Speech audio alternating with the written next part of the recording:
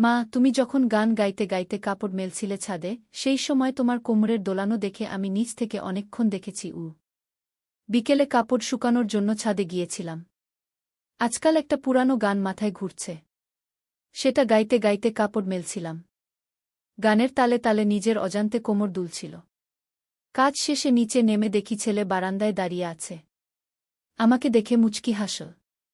আমি জিজ্ঞেস করলাম, কি ব্যাপার, এত হাসছিস কেন? সে বলল, মা, তুমি ছাদে গান গাইতে গাইতে কাপড় মেলছিলে, আমি নিচ থেকে দেখছিলাম। আমি লজ্জা পেলাম। বললাম, আরে তুই দেখছিলি? সে কাছে এসে বলল, তোমার গানের সুর শুনে প্রথমে আকৃষ্ট হয়েছিলাম। তারপর দেখলাম তুমি গানের তালে তালে কোমর দুলাচ্ছ। সেই দৃশ্য দেখে আমার হৃদয় অস্থির হয়ে গেছে, আমার মুখ রাঙা হয়ে উঠল। সে আমার কাঁধে হাত রেখে বলল, মা, তুমি যখন খুশি হয়ে গান গাও, নাচো, তখন তোমাকে একজন জীবন্ত সুন্দর নারী মনে হয়। আমি সেই নারীকে ভালোবাসি। তুমি আমার স্ত্রী হও, বিয়ে করো আমাকে। ছাদ থেকে বাতাস এসে আমার শাড়ি উড়িয়ে দিল। এই গল্পটি সম্পূর্ণ শুনলে আপনাদের পানি অটোমেটিক বের হয়ে যাবে, সো যত দ্রুত সম্ভব হাতের কাছে টিস্যু নিয়ে বসে পড়ো।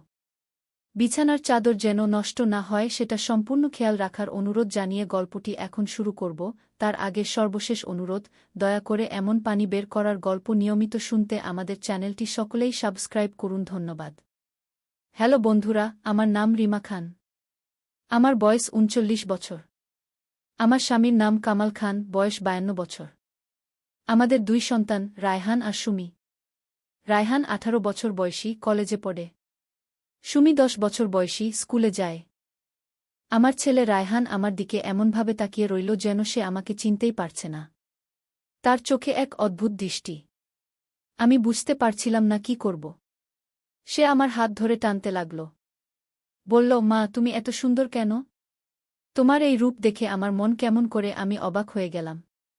ছেলের এমন কথা শুনে আমার গায়ে কাঁটা দিয়ে উঠল। সে আরও কাছে এসে আমার কানে ফিসফিস করে বলল, মা, আমি তোমাকে অন্যভাবে ভালোবাসি। আমি তাকে ধাক্কা দিয়ে সরিয়ে দিলাম। বললাম, কি বলছিস তুই? হুঁশ আছে? কিন্তু সে থামল না, বরং আরও জোর করে আমার হাত টেনে ধরল। তার চোখ লাল হয়ে গেছে, যেন সে অন্য কেউ হয়ে গেছে। আমি চিৎকার করে বললাম, রায়হান, তুই কি করছিস? আমি তোর মা। কিন্তু সে শুনছিল না। তার মুখে এক অদ্ভুত হাসি। সে বলল, মা, তুমি বুঝতে পারছ না। আমি তোমার প্রেমে পড়ে গেছি। তুমি আমার হয়ে যাও। এমন সময় হঠাৎ করে দরজায় কড়া নাড়ার শব্দ। আমি দৌড়ে গিয়ে দরজা খুলে দিলাম।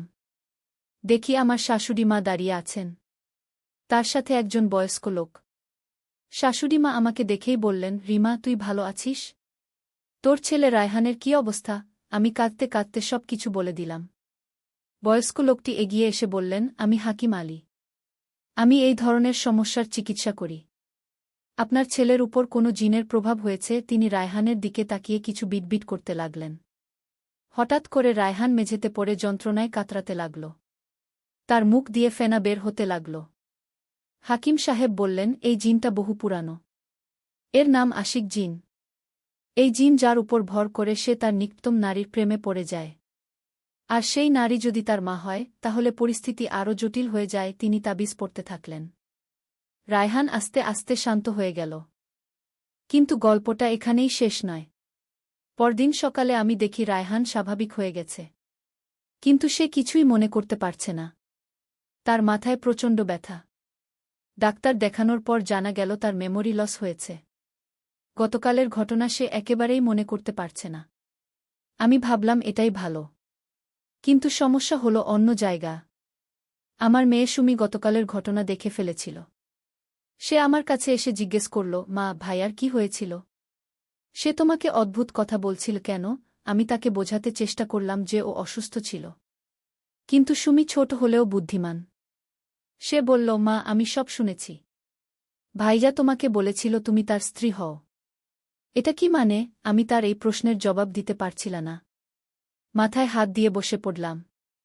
এমন সময় আমার স্বামী কামাল অফিস থেকে ফিরল। সুমি দৌড়ে গিয়ে তার বাবাকে সব কিছু বলে দিল। কামাল আমার কাছে এসে জিজ্ঞেস করল, কি হয়েছে রিমা? সুমি কি বলছে এসব? আমি সব কিছু খুলে বললাম। কামাল শুনে প্রথমে বিশ্বাস করতে পারল না। কিন্তু যখন শাশুড়ি মা এসে সব সত্যি বললেন, তখন সে মেনে নিল। কামাল বলল, আমাদের এই বাড়ি ছেড়ে চলে যেতে হবে। এখানে থাকা নিরাপদ নয়। কিন্তু হাকিম সাহেব বললেন, শুধু বাড়ি বদল করলে হবে না। এই জিনটা রায়হানের পিছনে লেগে থাকবে। এর একটা স্থায়ী সমাধান করতে হবে। তিনি বললেন, এর জন্য একটা বিশেষ পুজো করতে হবে। আর সেটা করতে হবে পূর্ণিমার রাতে। সেই রাতের জন্য অপেক্ষা করতে লাগলাম। কিন্তু এর মধ্যেই আরও অদ্ভুত ঘটনা ঘটতে শুরু করল। বাড়িতে রাতে অদ্ভুত আওয়াজ আসতে লাগল, যেন কেউ দেয়ালে আঁচড় দিচ্ছে। রান্নাঘরের বাসনকোসন নিজে নিজে পড়ে যেতে লাগল। একদিন রাতে আমি ঘুম থেকে উঠে দেখি রায়হান আমার ঘরের দরজার সামনে দাঁড়িয়ে আছে। তার চোখ বন্ধ, কিন্তু সে হাঁটছে। আমি বুঝলাম সে ঘুমের মধ্যে হাঁটছে। কিন্তু ভয়ের ব্যাপার হলো, সে আবার সেই একই কথা বিটবিট করছে। মা, তুমি আমার হও। তুমি আমার স্ত্রী হও। আমি কামালকে ডাকলাম। কামাল এসে রায়হানকে তার ঘরে নিয়ে গেল। কিন্তু পরদিন সকালে রায়হান আবার কিছুই মনে করতে পারল না। তার এই অবস্থা দেখে আমাদের মন খারাপ হয়ে গেল। হাকিম সাহেব এসে বললেন, জিনটা আরও শক্তিশালী হয়ে উঠেছে।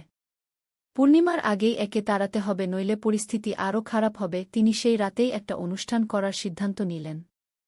রাত 12টার সময় হাকিম সাহেব বাড়িতে এলেন। তার সাথে আরও দুজন। তারা আমাদের বলল সবাই একসাথে থাকতে। রায়হানকে মাঝখানে বসানো হল।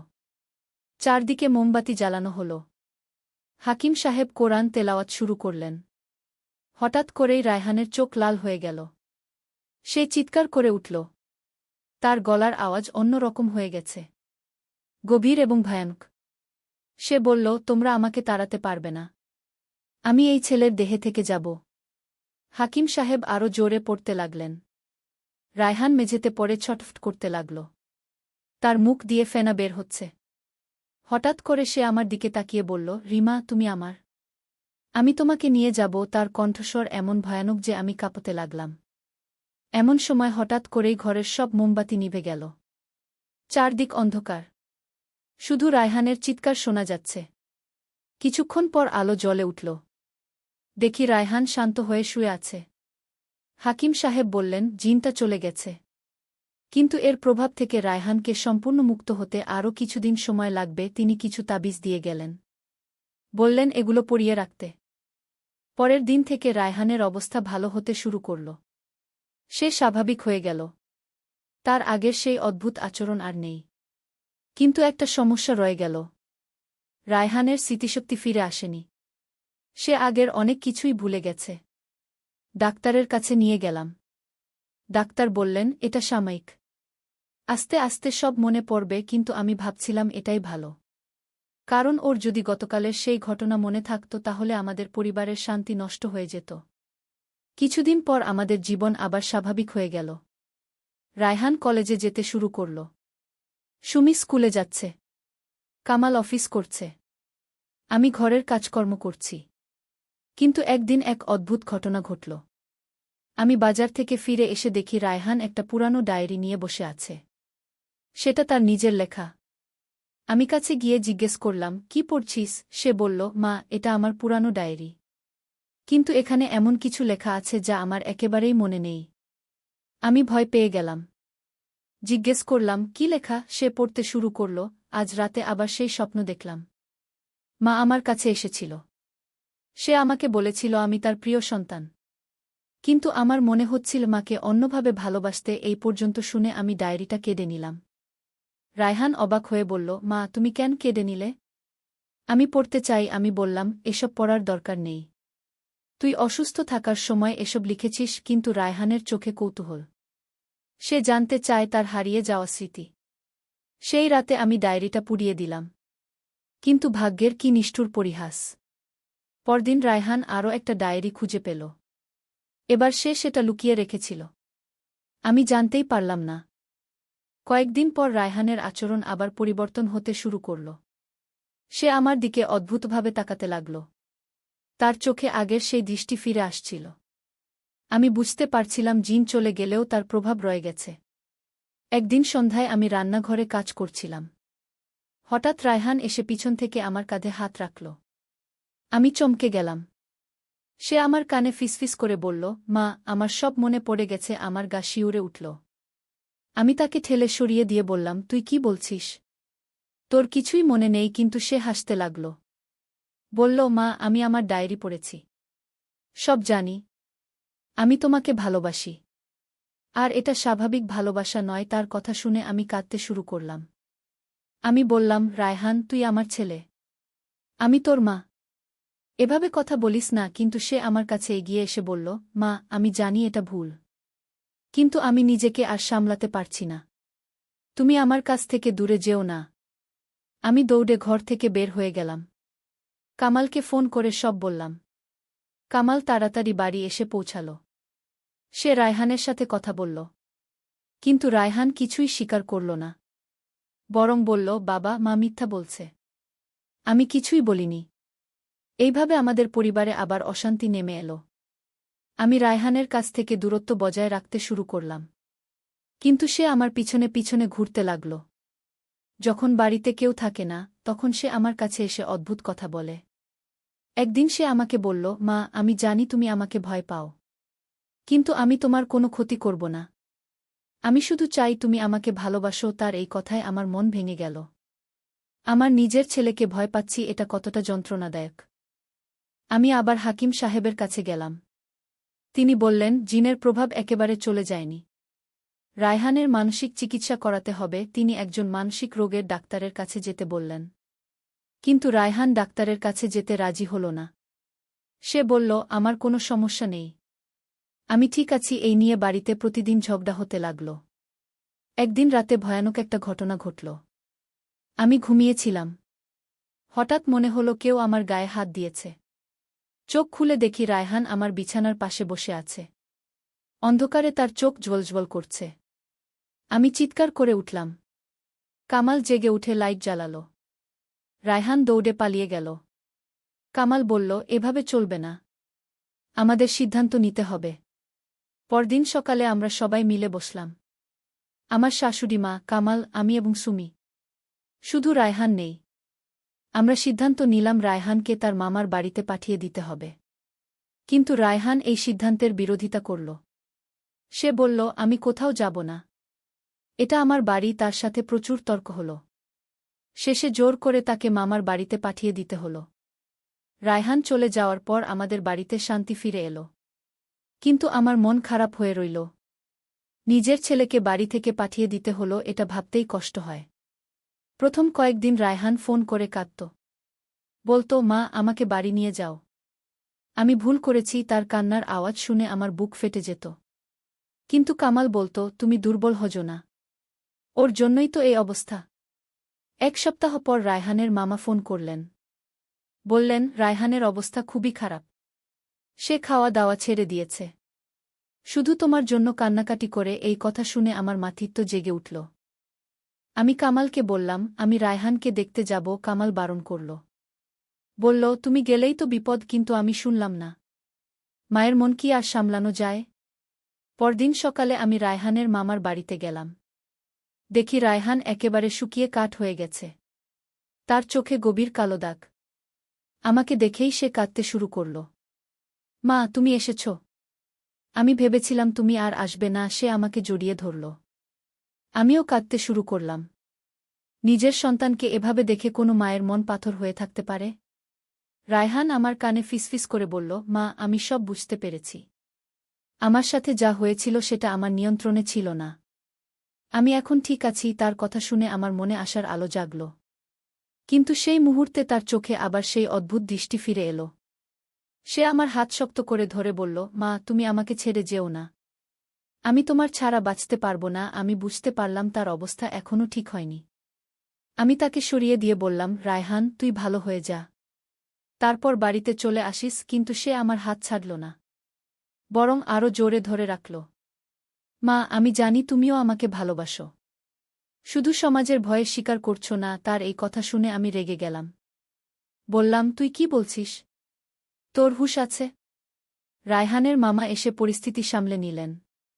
তিনি রায়হানকে তার ঘরে নিয়ে গেলেন।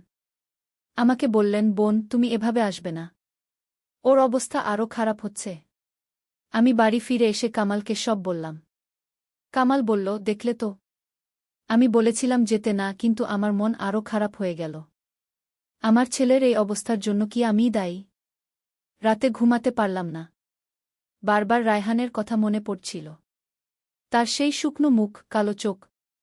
মা হিসেবে আমি তাকে সাহায্য করতে পারছি না, এই অপরাধবোধে কুড়ে কুড়ে খাচ্ছিলাম। পরদিন সকালে আবার রায়হানের মামা ফোন করলেন। তার গলার আওয়াজ কাঁপছিল। বললেন, রিমা, খুব জরুরি। তুমি তাড়াতাড়ি এসো। আমার বুক কেঁপে উঠল। আমি দৌড়ে গিয়ে দেখি রায়হান অজ্ঞান হয়ে শুয়ে আছে। তার শরীর জ্বরে পুড়ে যাচ্ছে। ডাক্তার এসে দেখে বললেন, এটা শারীরিক সমস্যা নয়, মানসিক চাপের কারণে এমন হয়েছে। আমি রায়হানের পাশে বসে তার কপালে হাত বুলাতে লাগলাম। হঠাৎ সে চোখ খুলে আমার দিকে তাকাল। খুব ক্ষীণ গলায় বলল, মা, আমি মরে যাচ্ছি। তার এই কথা শুনে আমার হৃদয় ভেঙে গেল। আমি কাঁদতে কাঁদতে বললাম, তুই মরবি কেন? আমি আছি না। রায়হান আমার হাত ধরে বলল, মা, আমি তোমার কাছে ক্ষমা চাই। আমি জানি আমি অনেক ভুল করেছি। তার অশ্রুতে আমার শাড়িও ভিজে গেল। সেই রাত আমি রায়হানের পাশেই কাটালাম। তার জ্বর আস্তে আস্তে কমতে শুরু করল। সকালে সে একটু ভালো অনুভব করল। আমি তাকে খাওয়ালাম, ওষুধ খাওয়ালাম। কিন্তু যখন আমি বাড়ি ফেরার জন্য উঠলাম, তখন রায়হান আবার আমার হাত ধরে রাখল। বলল, মা, তুমি চলে যেও না। আমি একা থাকতে ভয় পাই। তার এই অনুরোধ আমার মন নরম করে দিল। আমি ভাবলাম হয়তো সে সত্যিই ভয় পাচ্ছে।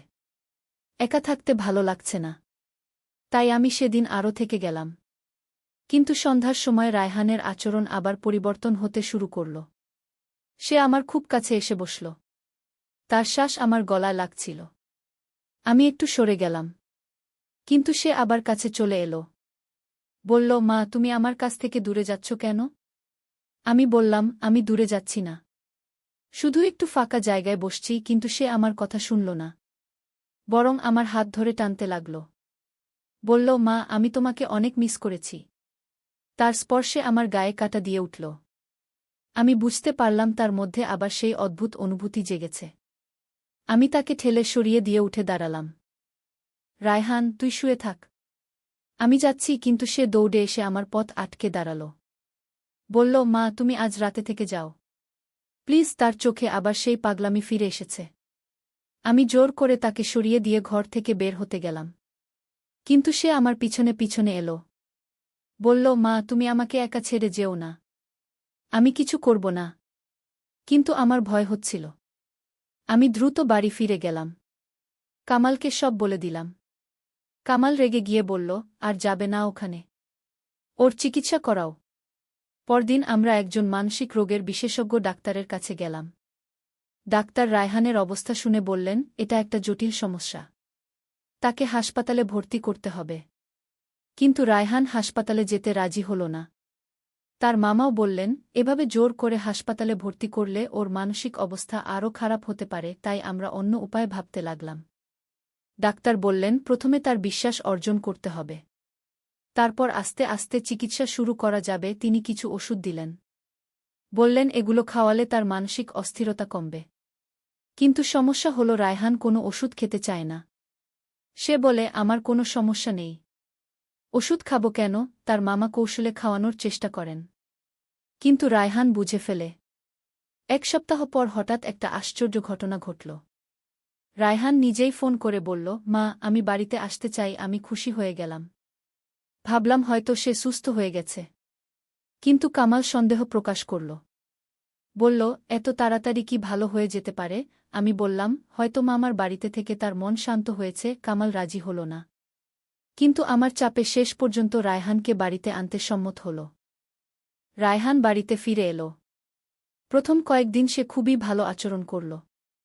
আমার সাথে স্বাভাবিকভাবে কথা বলে, সুমির সাথে খেলাধুলা করে, কামালের সাথে বিভিন্ন বিষয় নিয়ে আলোচনা করে। আমি ভাবলাম সত্যিই রায়হান ভালো হয়ে গেছে। কিন্তু এটা ছিল ঝড়ের আগের শান্তি। ৩-৪ দিন পর রায়হানের আসল রূপ বের হতে শুরু করল। একদিন সন্ধ্যায় আমি রান্নাঘরে কাজ করছিলাম।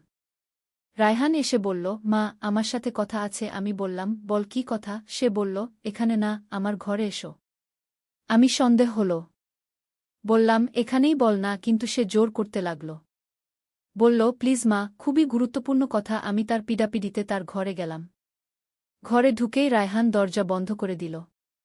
আমি বললাম, দরজা বন্ধ করলি কেন? সে বলল, কেউ যেন শুনতে না পায় তার আচরণ দেখে আমার মন খারাপ লাগতে শুরু করল। রায়হান আমার সামনে এসে দাঁড়াল। তার চোখে আবার সেই অদ্ভুত দৃষ্টি। সে বলল, মা, আমি তোমার জন্য অপেক্ষা করেছি। এতদিন নিজেকে সামলে রেখেছি, আমি বুঝতে পারলাম আবার বিপদ। আমি দরজার দিকে এগিয়ে গেলাম। কিন্তু রায়হান আমার পথ আটকে দিল। বলল, মা, তুমি কোথায় যাচ্ছ? আমার কথা শোনো। আমি বললাম, রায়হান, তুই দরজা খুলে দে। আমার ভয় লাগছে। কিন্তু সে আমার কথা শুনল না। বরং আরও কাছে এসে বলল, মা, তুমি ভয় পেজো না।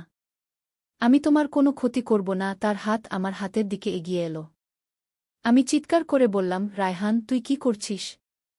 আমি তোর মা। কিন্তু সে যেন আমার কথা শুনতে পাচ্ছে না। তার চোখ লাল হয়ে গেছে, যেন সে অন্য কোনো জগতে চলে গেছে। এমন সময় হঠাৎ দরজায় করাঘাত। কামালের আওয়াজ, কি হচ্ছে?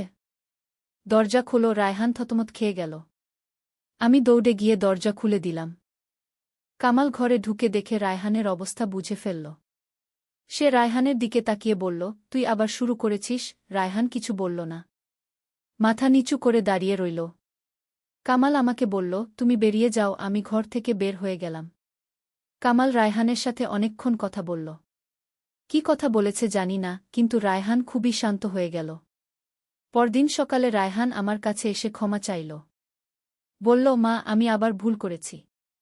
আমাকে মাফ করে দাও। তার কান্নায় আমার মনও নরম হয়ে গেল। কিন্তু একসাথে ভয়ও লাগছিল। কামাল বলল, এবার আর কোনো ছাড় নেই। রায়হানকে অবশ্যই ডাক্তারের কাছে নিয়ে যেতে হবে। রায়হান এবার কোনো আপত্তি করল না। সে রাজি হয়ে গেল। আমরা ডাক্তারের কাছে গেলাম। ডাক্তার রায়হানের সাথে একা কথা বললেন। তারপর আমাদের ডেকে বললেন, রায়হানের অবস্থা গুরুতর। তার এক ধরনের মানসিক বিকৃতি হয়েছে। এর নাম ইডিপাস কমপ্লেক্স। ডাক্তার বোঝালেন, এই রোগে আক্রান্ত ব্যক্তি তার মায়ের প্রতি অস্বাভাবিক আকর্ষণ অনুভব করে। এটা এক ধরনের মানসিক রোগ। তবে চিকিৎসা করলে সুস্থ হয়ে যাবে। তিনি নিয়মিত সেশন এবং ওষুধের কথা বললেন। রায়হান চিকিৎসা নিতে শুরু করল। প্রথম দিকে তার কোনো উন্নতি দেখা যাচ্ছিল না। কিন্তু ধীরে ধীরে পরিবর্তন আসতে শুরু করল। তার আচরণ স্বাভাবিক হতে লাগল। কিন্তু এই পুরো ঘটনা আমাদের পরিবারে গভীর প্রভাব ফেলেছিল। সুমি মানসিকভাবে বিপর্যস্ত হয়ে পড়েছিল। সে আমাকে জিজ্ঞেস করত, মা, ভাইয়ার কি হয়েছে? সে তোমাকে অদ্ভুত কথা বলে কেন? আমি সুমিকে বোঝানোর চেষ্টা করতাম। কিন্তু ছোট মেয়ে কি আর সব বুঝবে? তার মনেও ভয় ঢুকে গেছে। সে রায়হানের কাছ থেকে দূরত্ব বজায় রাখতে শুরু করেছে। কামালও খুব চিন্তিত হয়ে পড়েছিল। সে অফিসে মনোযোগ দিতে পারছিল না।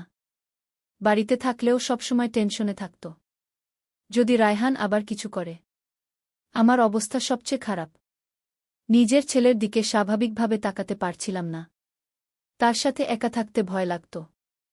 মাতৃত্বের যে স্বাভাবিক অনুভূতি, সেটাও নষ্ট হয়ে গেছিল। 6 মাস ধরে চিকিৎসা চলার পর রায়হানের অবস্থা অনেক উন্নতি হল। ডাক্তার বললেন, এখন সে অনেকটাই সুস্থ। তবে এখনও কিছুদিন ওষুধ খেতে হবে। আমাদের মনে আশার আলো জাগল। রায়হান আবার কলেজে যেতে শুরু করল। তার বন্ধুদের সাথে মিশত। পড়াশোনায় মনোযোগ দিতে লাগল। আমার সাথেও স্বাভাবিক আচরণ করত। তার চোখে আর সেই অদ্ভুত দৃষ্টি নেই। কিন্তু কিছু পরিবর্তন রয়ে গেছে। আমাদের মধ্যে আগের মতো স্বাভাবিক মা-ছেলের সম্পর্ক আর ফিরে আসেনি। একটা অস্বস্তি রয়ে গেছে। যদিও রায়হান চেষ্টা করে স্বাভাবিক থাকতে, কিন্তু আমি পুরোপুরি স্বাচ্ছন্দ্য অনুভব করি না। 1 বছর পর একটা সুখবর এল। রায়হানের একটা মেয়ের সাথে পরিচয় হয়েছে। তার নাম তানিয়া। সে রায়হানের কলেজেরই ছাত্রী। তাদের মধ্যে ভালোবাসা হয়েছে। রায়হান তানিয়াকে আমাদের সাথে পরিচয় করিয়ে দিল। মেয়েটি খুবই ভালো। তার সাথে রায়হানের আচরণ দেখে আমি বুঝলাম সে সত্যিই সুস্থ হয়ে গেছে। তার মধ্যে স্বাভাবিক প্রেম ভালোবাসার অনুভূতি জেগেছে। আমরা তাদের বিয়ের প্রস্তাব দিলাম। রায়হান খুশি হয়ে গেল। তানিয়াও রাজি হল। আমাদের পরিবারে আবার খুশির আবহাওয়া ফিরে এলো। মনে হলো দুর্দিন কেটে গেছে। বিয়ের প্রস্তুতি শুরু হল। রায়হান তানিয়ার জন্য গান লেখে, কবিতা লেখে। তার চোখে ভালোবাসার উজ্জ্বলতা। আমি দেখে খুশি হই। আমার ছেলে স্বাভাবিক জীবনে ফিরে এসেছে। বিয়ের দিন এগিয়ে এলো। সবাই ব্যস্ত হয়ে পড়ল। রায়হান খুবই উত্তেজিত। তানিয়াও খুশি। আমাদের বাড়িতে আত্মীয়স্বজন আসতে শুরু করল। বিয়ের 1 সপ্তাহ আগে রায়হান আমার কাছে এসে বলল, মা, আমি তোমার কাছে ক্ষমা চাই। আমি জানি আমার কারণে তোমার কত কষ্ট হয়েছে। তার এই কথায় আমার চোখ ভিজে গেল। আমি তাকে বুকে টেনে নিয়ে বললাম, তুই আমার ছেলে। মা কি ছেলেকে ক্ষমা করবে না?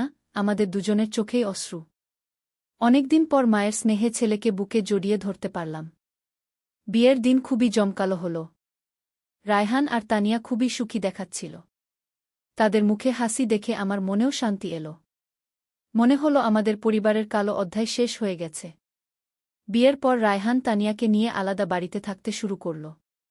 প্রথম দিকে আমার একটু খারাপ লাগল, কিন্তু এটাই ভালো ভেবে মেনে নিলাম। দূরত্ব থাকলে আগের সেই সমস্যা আর হবে না।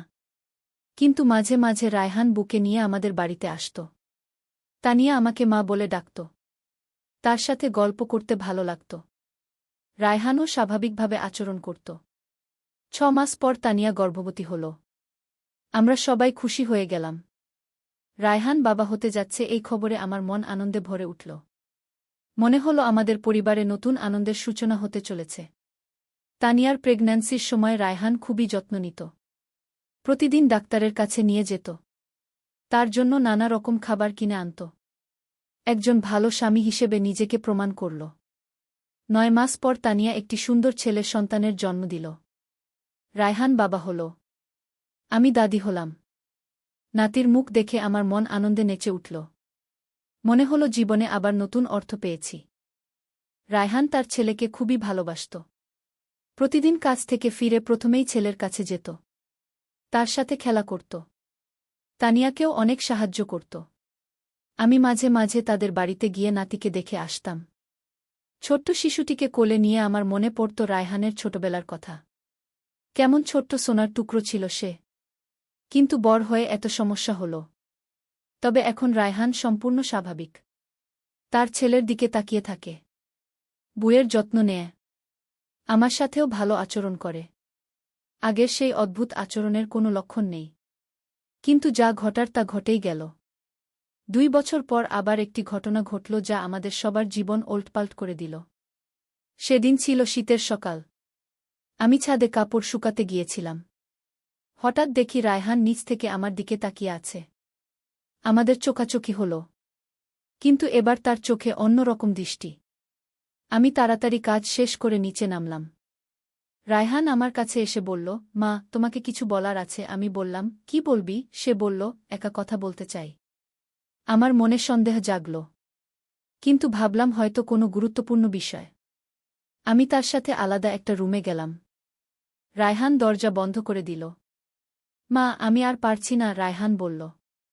আমি অবাক হয়ে জিজ্ঞেস করলাম, কি পারছিস না? সে বলল, তানিয়াকে আর ভালোবাসতে পারছি না। আমার মনে আবার তোমার জন্য অন্য রকম অনুভূতি জাগছে। আমার মাথায় যেন বজ্রপাত হল। রায়হান, তুই কি বলছিস?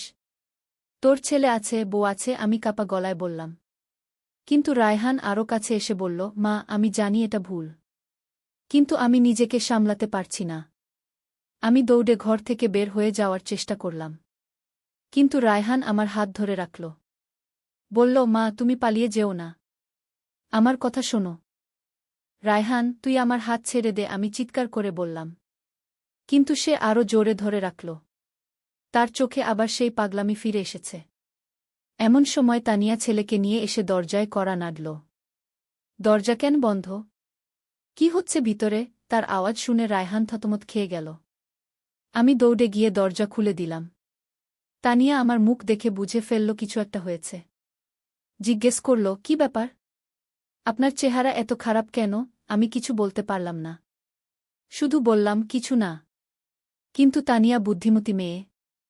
সে রায়হানের দিকে তাকিয়ে বলল, তুমি কি করেছ? রায়হান কিছু বলল না। মাথা নিচু করে দাঁড়িয়ে রইল। আমি তাড়াতাড়ি তানিয়াকে বললাম, কিছু না, আমি যাই। এই বলে দ্রুত বাড়ি থেকে বের হয়ে গেলাম। মনে মনে ভাবছিলাম আবার সেই সমস্যা শুরু হল। বাড়িতে গিয়ে কামালকে সব বললাম। কামাল রেগে গিয়ে বলল, দেখলে তো, আমি বলেছিলাম রায়হান পুরোপুরি সুস্থ হয়নি। আমি কাঁদতে শুরু করলাম।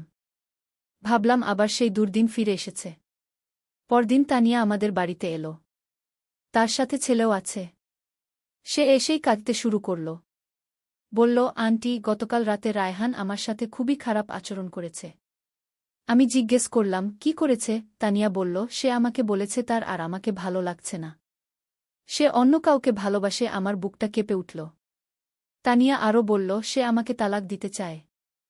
বলেছে সে অন্য কোনো মেয়েকে বিয়ে করবে। আমি বুঝতে পারলাম রায়হান তানিয়াকে সত্য বলেনি। তার আসল সমস্যা লুকিয়েছে। কামাল তানিয়াকে বোঝানোর চেষ্টা করল। বলল, রায়হানের মানসিক সমস্যা আছে। তুমি ধৈর্য রাখো। কিন্তু তানিয়া বলল, আমি আর পারব না। সে যখন তখন মেজাজ খারাপ করে, আমার সাথে রাগারাগি করে। আমরা বুঝতে পারলাম পরিস্থিতি আরও জটিল হয়ে গেছে। রায়হান নিজের স্ত্রীর সাথেও স্বাভাবিক আচরণ করতে পারছে না। তার মানসিক অস্থিরতা বেড়ে গেছে। কয়েকদিন পর রায়হান একা আমাদের বাড়িতে এলো। তানিয়া আর ছেলেকে সাথে আনেনি। এসেই বলল, আমি তানিয়াকে তালাক দেব। এই কথা শুনে আমি চমকে গেলাম। কেন? তোর ছেলে কি হবে? আমি জিজ্ঞেস করলাম। রায়হান বলল, আমি আর সংসার করতে পারব না। আমার মন অন্যদিকে। তার এই কথায় আমি বুঝতে পারলাম সে আবার আমার কথা বলছে। কামাল রেগে গিয়ে বলল, তুই পাগল হয়ে গেছিস? তোর স্ত্রী, ছেলে আছে। এসব কি বলছিস? রায়হান বলল, বাবা, আমি জানি তোমরা বুঝবে না। কিন্তু আমি যাকে ভালোবাসি তার কাছে যেতে পারি না। আমি বুঝতে পারলাম রায়হান আবার আমার প্রেমে পড়েছে। তার মানসিক রোগ আবার ফিরে এসেছে। আমি কাঁদতে কাঁদতে বললাম, রায়হান, তুই ডাক্তারের কাছে যা। কিন্তু রায়হান বলল, আমার কোনো রোগ নেই। আমি ভালোবাসি, এটাই সত্য। তার এই কথায় আমি বুঝলাম তার অবস্থা আরও খারাপ হয়েছে। এবার সে নিজের রোগকেও স্বীকার করছে না। আমরা জোর করে রায়হানকে ডাক্তারের কাছে নিয়ে গেলাম। ডাক্তার তার সাথে কথা বলে বললেন, তার রোগ আবার বেড়ে গেছে। এবার আরও শক্তিশালী চিকিৎসা দিতে হবে। ডাক্তার বললেন, তাকে একটি মানসিক হাসপাতালে ভর্তি করতে হবে। ওখানে থেকে চিকিৎসা নিলে ভালো হবে। কিন্তু রায়হান কিছুতেই রাজি হল না। এদিকে তানিয়ার অবস্থাও খারাপ। সে রায়হানের আচরণে বিরক্ত হয়ে গেছে। তার বাবা মা এসে তাকে নিয়ে যেতে চাইছে। তারা বলছে, মেয়ে, তুই এই পাগলের সাথে থেকে তোর জীবন নষ্ট করিস না। আমি তানিয়ার বাবা মাকে অনুরোধ করলাম একটু ধৈর্য ধরতে। বললাম, রায়হানের চিকিৎসা হচ্ছে, সুস্থ হয়ে যাবে। কিন্তু তারা আর শুনতে চাইল না। বলল, আমাদের মেয়েকে এই বিপদ থেকে বাঁচাতে হবে। তানিয়া আমার কাছে এসে কাঁদতে কাঁদতে বলল, আন্টি, আমি রায়হানকে ভালোবাসি। কিন্তু তার এই আচরণ সহ্য করতে পারছি না। আমি তাকে বোঝানোর চেষ্টা করলাম। কিন্তু রায়হানের আচরণ দিন দিন আরও খারাপ হতে লাগল। সে তানিয়ার সাথে কথা বলা বন্ধ করে দিল। নিজের ছেলেকেও তেমন আদর করে না। সারাক্ষণ আমার কথা ভাবে। একদিন সে আমার কাছে এসে বলল, মা, আমি তানিয়াকে তালাক দিয়ে দিয়েছি। আমি চমকে উঠে জিজ্ঞেস করলাম, কি বলছিস? সে বলল, আমি আর সংসার করব না, শুধু তোমার কাছে থাকব। আমি কাঁদতে শুরু করলাম। বললাম, রায়হান, তুই কি করেছিস? তোর ছেলের কি হবে? কিন্তু রায়হান বলল, আমার কিছুই লাগে না, শুধু তুমি লাগো। তানিয়া সত্যি সত্যি তালাক নিয়ে তার বাবার বাড়িতে চলে গেল। আমার নাতিকেও নিয়ে গেল। আমার মন ভেঙে গেল। এই সুন্দর সংসার ভেঙে গেল রায়হানের অসুখের কারণে। রায়হান আবার আমাদের বাড়িতে থাকতে চাইল। কিন্তু কামাল রাজি হল না। বলল, তুই আমাদের বাড়িতে থাকতে পারবি না। তোর চিকিৎসা করা। রায়হান কান্নাকাটি শুরু করল। আমি দ্বিধায় পড়ে গেলাম। একদিকে আমার ছেলে, অন্যদিকে পরিবারের শান্তি। কি করব বুঝতে পারছিলাম না। শেষে সিদ্ধান্ত নিলাম রায়হানকে হাসপাতালে ভর্তি করাতে হবে। জোর করে রায়হানকে মানসিক হাসপাতালে ভর্তি করালাম। প্রথম দিকে সে অনেক কান্নাকাটি করল। বলল, তোমরা আমাকে পাগলাগারদে পাঠিয়ে দিয়েছ। কিন্তু আমাদের আর উপায় ছিল না। হাসপাতালে রায়হানের নিয়মিত চিকিৎসা শুরু হল। ডাক্তাররা বললেন, এবার তাকে ইলেকট্রোকনভালসিভ থেরাপি দিতে হবে। তার মস্তিষ্কের কিছু অংশ রিসেট করতে হবে। আমি ভয় পেয়ে গেলাম। কিন্তু ডাক্তাররা আশ্বাস দিলেন, এটা নিরাপদ চিকিৎসা। অনেকেই এটা নিয়ে সুস্থ হয়েছে। আমি রাজি হলাম। রায়হানের মঙ্গলের জন্য যা করা দরকার তাই করতে হবে। ৩ মাস হাসপাতালে থাকার পর রায়হানের অবস্থার উন্নতি হল। তার মধ্যে আর আগের সেই অদ্ভুত আচরণ নেই। সে স্বাভাবিক কথাবার্তা বলে। আমার সাথেও মাছেলের মতো আচরণ করে। ডাক্তার বললেন, এখন তাকে ছেড়ে দেওয়া যেতে পারে। তবে নিয়মিত ওষুধ খেতে হবে এবং ফলোআপে আসতে হবে। আমরা খুশি হয়ে গেলাম। রায়হানকে বাড়িতে নিয়ে এলাম। কিন্তু এর মধ্যে অনেক কিছু পরিবর্তন হয়ে গেছে। তানিয়া অন্য একজনকে বিয়ে করে ফেলেছে। আমার নাতি এখন অন্য বাবার কাছে। এই কথা রায়হানকে বলা হয়নি। তার মানসিক অবস্থা খারাপ হওয়ার ভয়ে। রায়হান বাড়িতে এসে জিজ্ঞেস করল, তানিয়া আর আমার ছেলে কোথায়? আমরা বললাম, তারা কিছুদিনের জন্য তার বাবার বাড়িতে গেছে। রায়হান বিশ্বাস করে নিল। কয়েকদিন পর রায়হান নিজেই জানতে পারল সব সত্য। সে খুবই কষ্ট পেল। কিন্তু এবার তার প্রতিক্রিয়া ছিল স্বাভাবিক। সে কাঁদল, দুঃখ করল, কিন্তু কোনো অস্বাভাবিক আচরণ করল না। রায়হান আমার কাছে এসে বলল, মা, আমার কারণে তানিয়ার জীবন নষ্ট হয়ে গেল। আমি তাকে সান্ত্বনা দিয়ে বললাম, এটা তোর দোষ নয়। তুই অসুস্থ ছিলি। রায়হান বলল, আমি আর কোনোদিন বিয়ে করব না। আমার মতো অসুস্থ মানুষের সংসার করার অধিকার নেই। তার এই কথায় আমার মন খারাপ হল। কিন্তু হয়তো এটাই ভালো। এখন রায়হান আমাদের সাথেই থাকে। চাকরি করে। নিয়মিত ওষুধ খায়। ডাক্তারের কাছে যায়। তার আচরণ সম্পূর্ণ স্বাভাবিক। আর কোনো সমস্যা হয়নি। কিন্তু আমাদের পরিবারে একটা ভারী ভাব রয়ে গেছে। যা ঘটার তা ঘটে গেছে। সেই স্মৃতি কোনোদিন ভুলবার নয়। তবে আমরা চেষ্টা করছি স্বাভাবিক জীবনে ফিরে আসতে। সুমি এখন 18 বছর বয়সী। সে ইউনিভার্সিটিতে পড়ে। তার জীবনে তেমন কোনো প্রভাব পড়েনি। কিন্তু মাঝে মাঝে আমি দেখি সে রায়হানের সাথে একটু দূরত্ব বজায় রাখে। কামাল অবসর নিয়েছে। এখন বাড়িতেই থাকে। রায়হানের দেখাশোনা করে।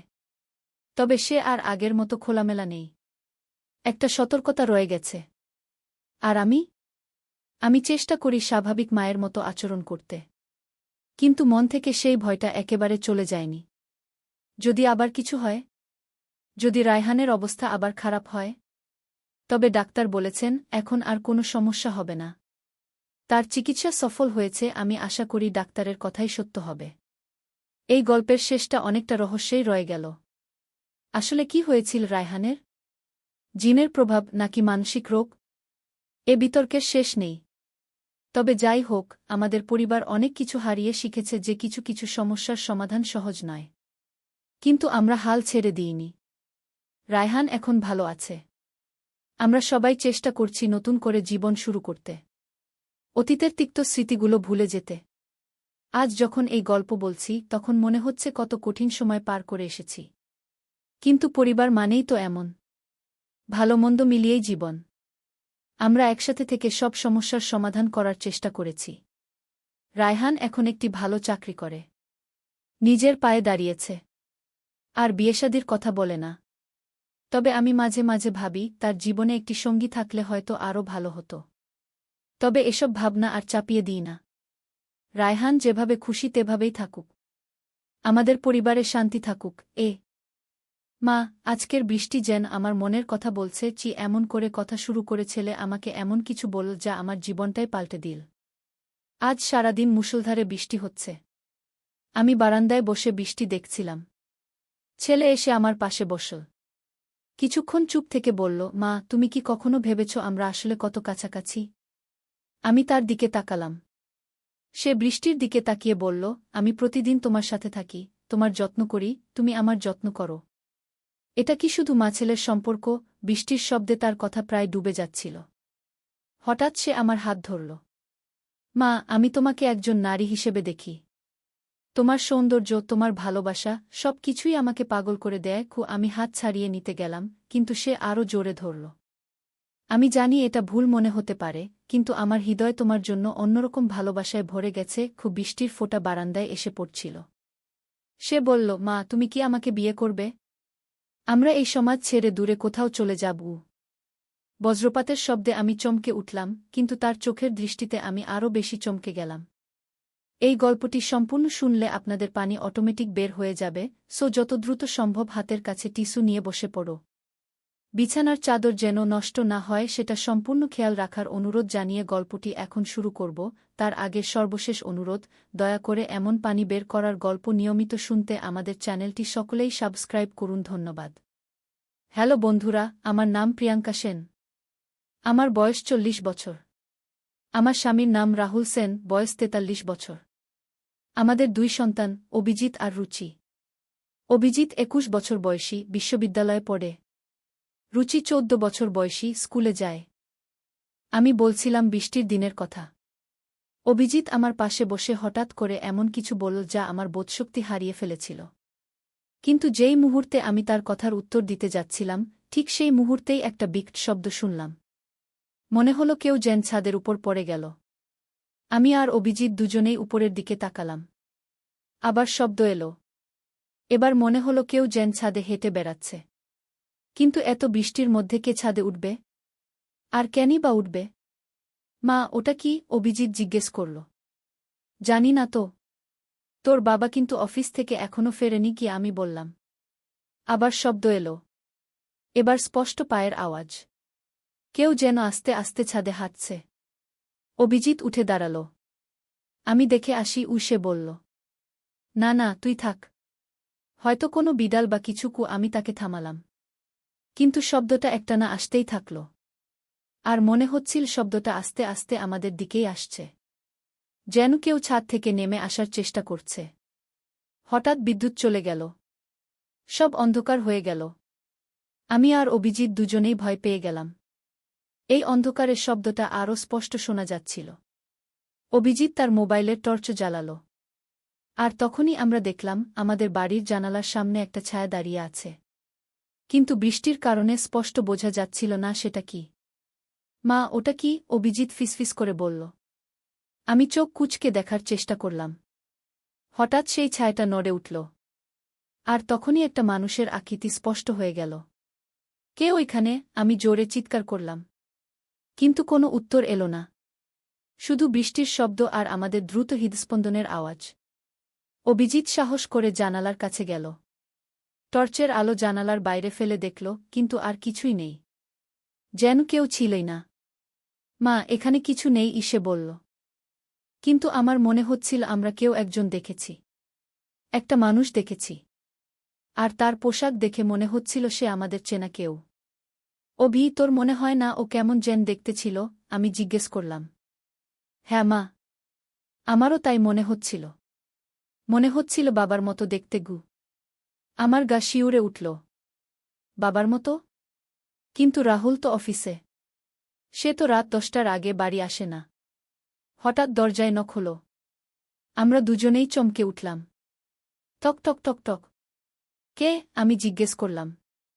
আমি, রাহুল। আমি আর অভিজিৎ একে অপরের দিকে তাকালাম। এই বৃষ্টির মধ্যে রাহুল এত তাড়াতাড়ি ফিরল কেন? আমি দরজা খুলে দিলাম। রাহুল ভিজে একদম চুপচুপ হয়ে দাঁড়িয়ে আছে। কি ব্যাপার? এত তাড়াতাড়ি ফিরলে কেন? আমি জিজ্ঞেস করলাম। অফিসে বিদ্যুৎ নেই, তাই বাড়ি চলে আসলাম, কি সে বলল।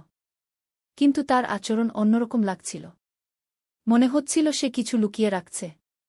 আর তার চোখে মুখে একটা অদ্ভুত ভাব। তুমি ছাদে উঠেছিলে? অভিজিৎ জিজ্ঞেস করল। না তো। কেন? আমরা ছাদে পায়ের শব্দ শুনেছি। আমি বললাম। রাহুল কিছুক্ষণ চুপ থাকল। তারপর বলল, হয়তো কোনো বিড়াল হবে। কিন্তু আমার সন্দেহ হচ্ছিল। কারণ যে ছায়াটা আমরা দেখেছিলাম সেটা রাহুলের মতোই দেখতে ছিল। আর রাহুল এত ভিজে কেন? সে তো গাড়ি নিয়ে যায়। গাড়ি থেকে বাড়ি পর্যন্ত 10 পা হাঁটার পথ। তুমি কি গাড়ি নিয়ে আসোনি? আমি জিজ্ঞেস করলাম। গাড়ি নষ্ট হয়ে গেছে। রাস্তায় দাঁড় করিয়ে রেখে রিকশায় এসেছি। কিন্তু তার উত্তর আমার কাছে সন্তোষজনক মনে হল না। রাহুল সাধারণত এমন কিছু হলে আমাকে ফোন করে জানা। রাত বাড়ার সাথে সাথে বৃষ্টিও কমে আসছিল। রুচি তার ঘরে পড়াশোনা করছিল। আমরা সবাই ডাইনিং টেবিলে বসে রাতের খাবার খাচ্ছিলাম। হঠাৎ রুচি বলল, মা, বাবা কেন এত চুপচাপ আছে? সত্যিই রাহুল খুব চুপচাপ আছে। সাধারণত সে খাবার সময় অনেক কথা বলে। অফিসের কথা, বন্ধুদের কথা, আরও অনেক কিছু। কিছু না মা। একটু মাথাব্যথা আছে কি? রাহুল বলল। কিন্তু আমার মনে হচ্ছিল সে কিছু একটা লুকাচ্ছে। তার আচরণ একদমই স্বাভাবিক না। খাওয়া শেষ করে সবাই নিজেদের ঘরে চলে গেল। আমি আর রাহুল আমাদের ঘরে গেলাম। রাহুল, তোমার কি হয়েছে? আজ তুমি একদম অন্যরকম আচরণ করছো। আমি বললাম।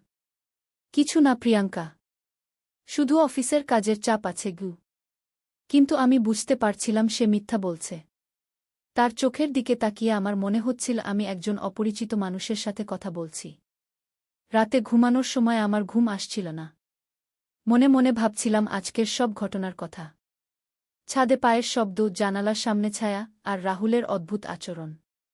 হঠাৎ আমার মনে হলো রাহুল নেই। আমি পাশে হাত দিয়ে দেখি বিছানা ফাঁকা। আমি উঠে বসলাম। ঘরে তাকিয়ে দেখি রাহুল নেই। আমি উঠে ঘরের বাইরে গেলাম। বাথরুমে নেই, রান্নাঘরে নেই। তারপর আমি বারান্দায় গেলাম। দেখি রাহুল বারান্দায় দাঁড়িয়ে আকাশের দিকে তাকিয়ে আছে। আকাশে তখন চাঁদ উঠেছে।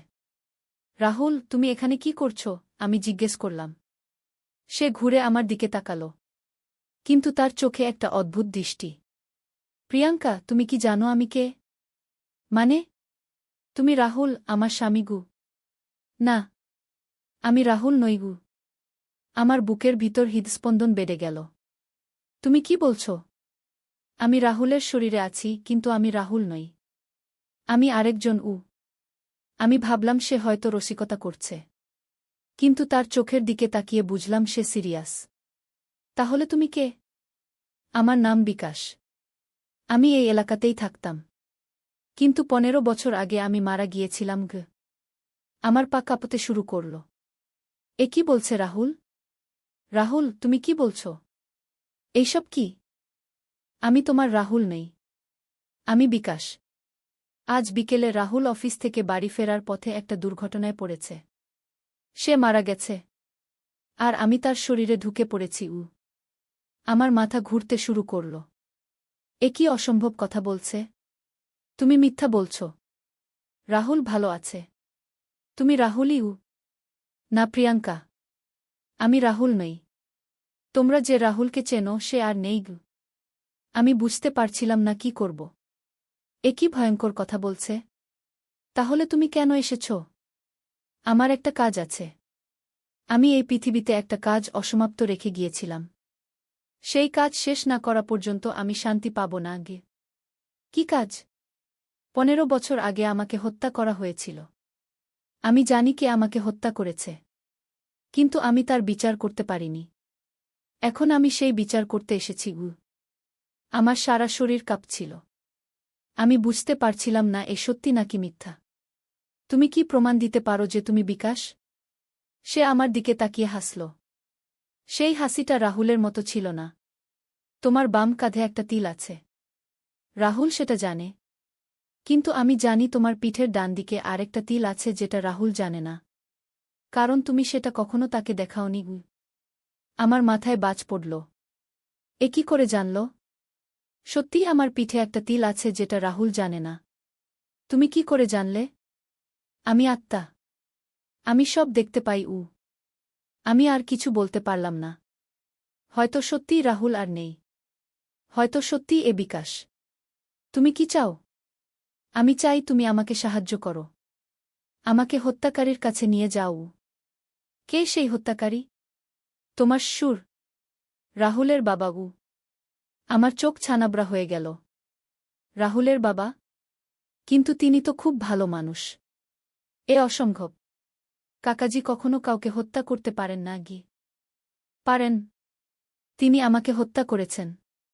15 বছর আগে তিনি আমার সাথে একটা ব্যবসা করেছিলেন। আমি তাকে 20 লক্ষ টাকা দিয়েছিলাম। কিন্তু তিনি আমার টাকা ফেরত দেননি। যখন আমি তাগাদা দিয়েছিলাম তখন তিনি আমাকে হত্যা করেছেন গু। আমি বিশ্বাস করতে পারছিলাম না। কাকাজি এমন কাজ করতে পারেন? তাহলে তুমি কি করবে? আমি তার কাছ থেকে আমার টাকা ফেরত নেব। আর তাকে তার কৃতকর্মের জন্য শাস্তি দেব গু। শাস্তি মানে? যে শাস্তি সে প্রাপ্ত। আমি বুঝতে পারছিলাম সে কাকাজিকে হত্যা করতে চায়। না, তুমি এমন করতে পারো না গি। কেন? সে আমাকে হত্যা করেছে। আমি তাকে হত্যা করব। তুমি যদি তাকে হত্যা করো তাহলে রাহুলের শরীরে তুমি হত্যাকারী হয়ে যাবে। রাহুলের পরিবার ধ্বংস হয়ে যাবে গু। সে কিছুক্ষণ চুপ থাকল। তারপর বলল, তুমি ঠিক বলেছ। কিন্তু আমার বিচার হওয়া দরকার। তাহলে আমরা পুলিশের কাছে যাই। 15 বছর পরে পুলিশ কি করবে? আর তোমার সুর এখন অনেক প্রভাবশালী মানুষ। পুলিশ তার কিছু করবে না গি। আমি ভেবে দেখলাম সে ঠিক বলেছে। কাকাজি এখন শহরের অন্যতম ধনী ব্যবসায়ী। তাহলে আমরা কি করব? তুমি আমাকে তার কাছে নিয়ে চলো। আমি তার কাছ থেকে স্বীকারোক্তি আদায় করব। তারপর সেই স্বীকারোক্তি রেকর্ড করে পুলিশের কাছে দেব। এটা একটা ভালো পরিকল্পনা মনে হল। ঠিক আছে। কিন্তু তুমি তাকে কোনো ক্ষতি করবে না গি। আমি চেষ্টা করব গু। পরের দিন সকালে আমি অভিজিৎ আর রুচিকে স্কুল কলেজে পাঠিয়ে দিলাম। তারপর বিকাশের সাথে কাকাজির বাড়ি গেলাম। কাকাজির বাড়ি বেশ বড়। তিনি একা থাকেন। কাকিমা ৫ বছর আগে মারা গেছেন। আমরা বাড়িতে ঢুকলাম। কাকাজি বসার ঘরে বসে টিভি দেখছিলেন। রাহুল, প্রিয়াঙ্কা, এসো এসো। কি ব্যাপার, হঠাৎ এলে কেন? বিকাশ কাকাজির দিকে তাকিয়ে বলল, বাবা, আপনার সাথে একটু কথা আছে। বলো। আপনি কি বিকাশ নামে কাউকে চেনেন? কাকাজির মুখের রং পাল্টে গেল। তিনি কিছুক্ষণ চুপ থাকলেন। না তো।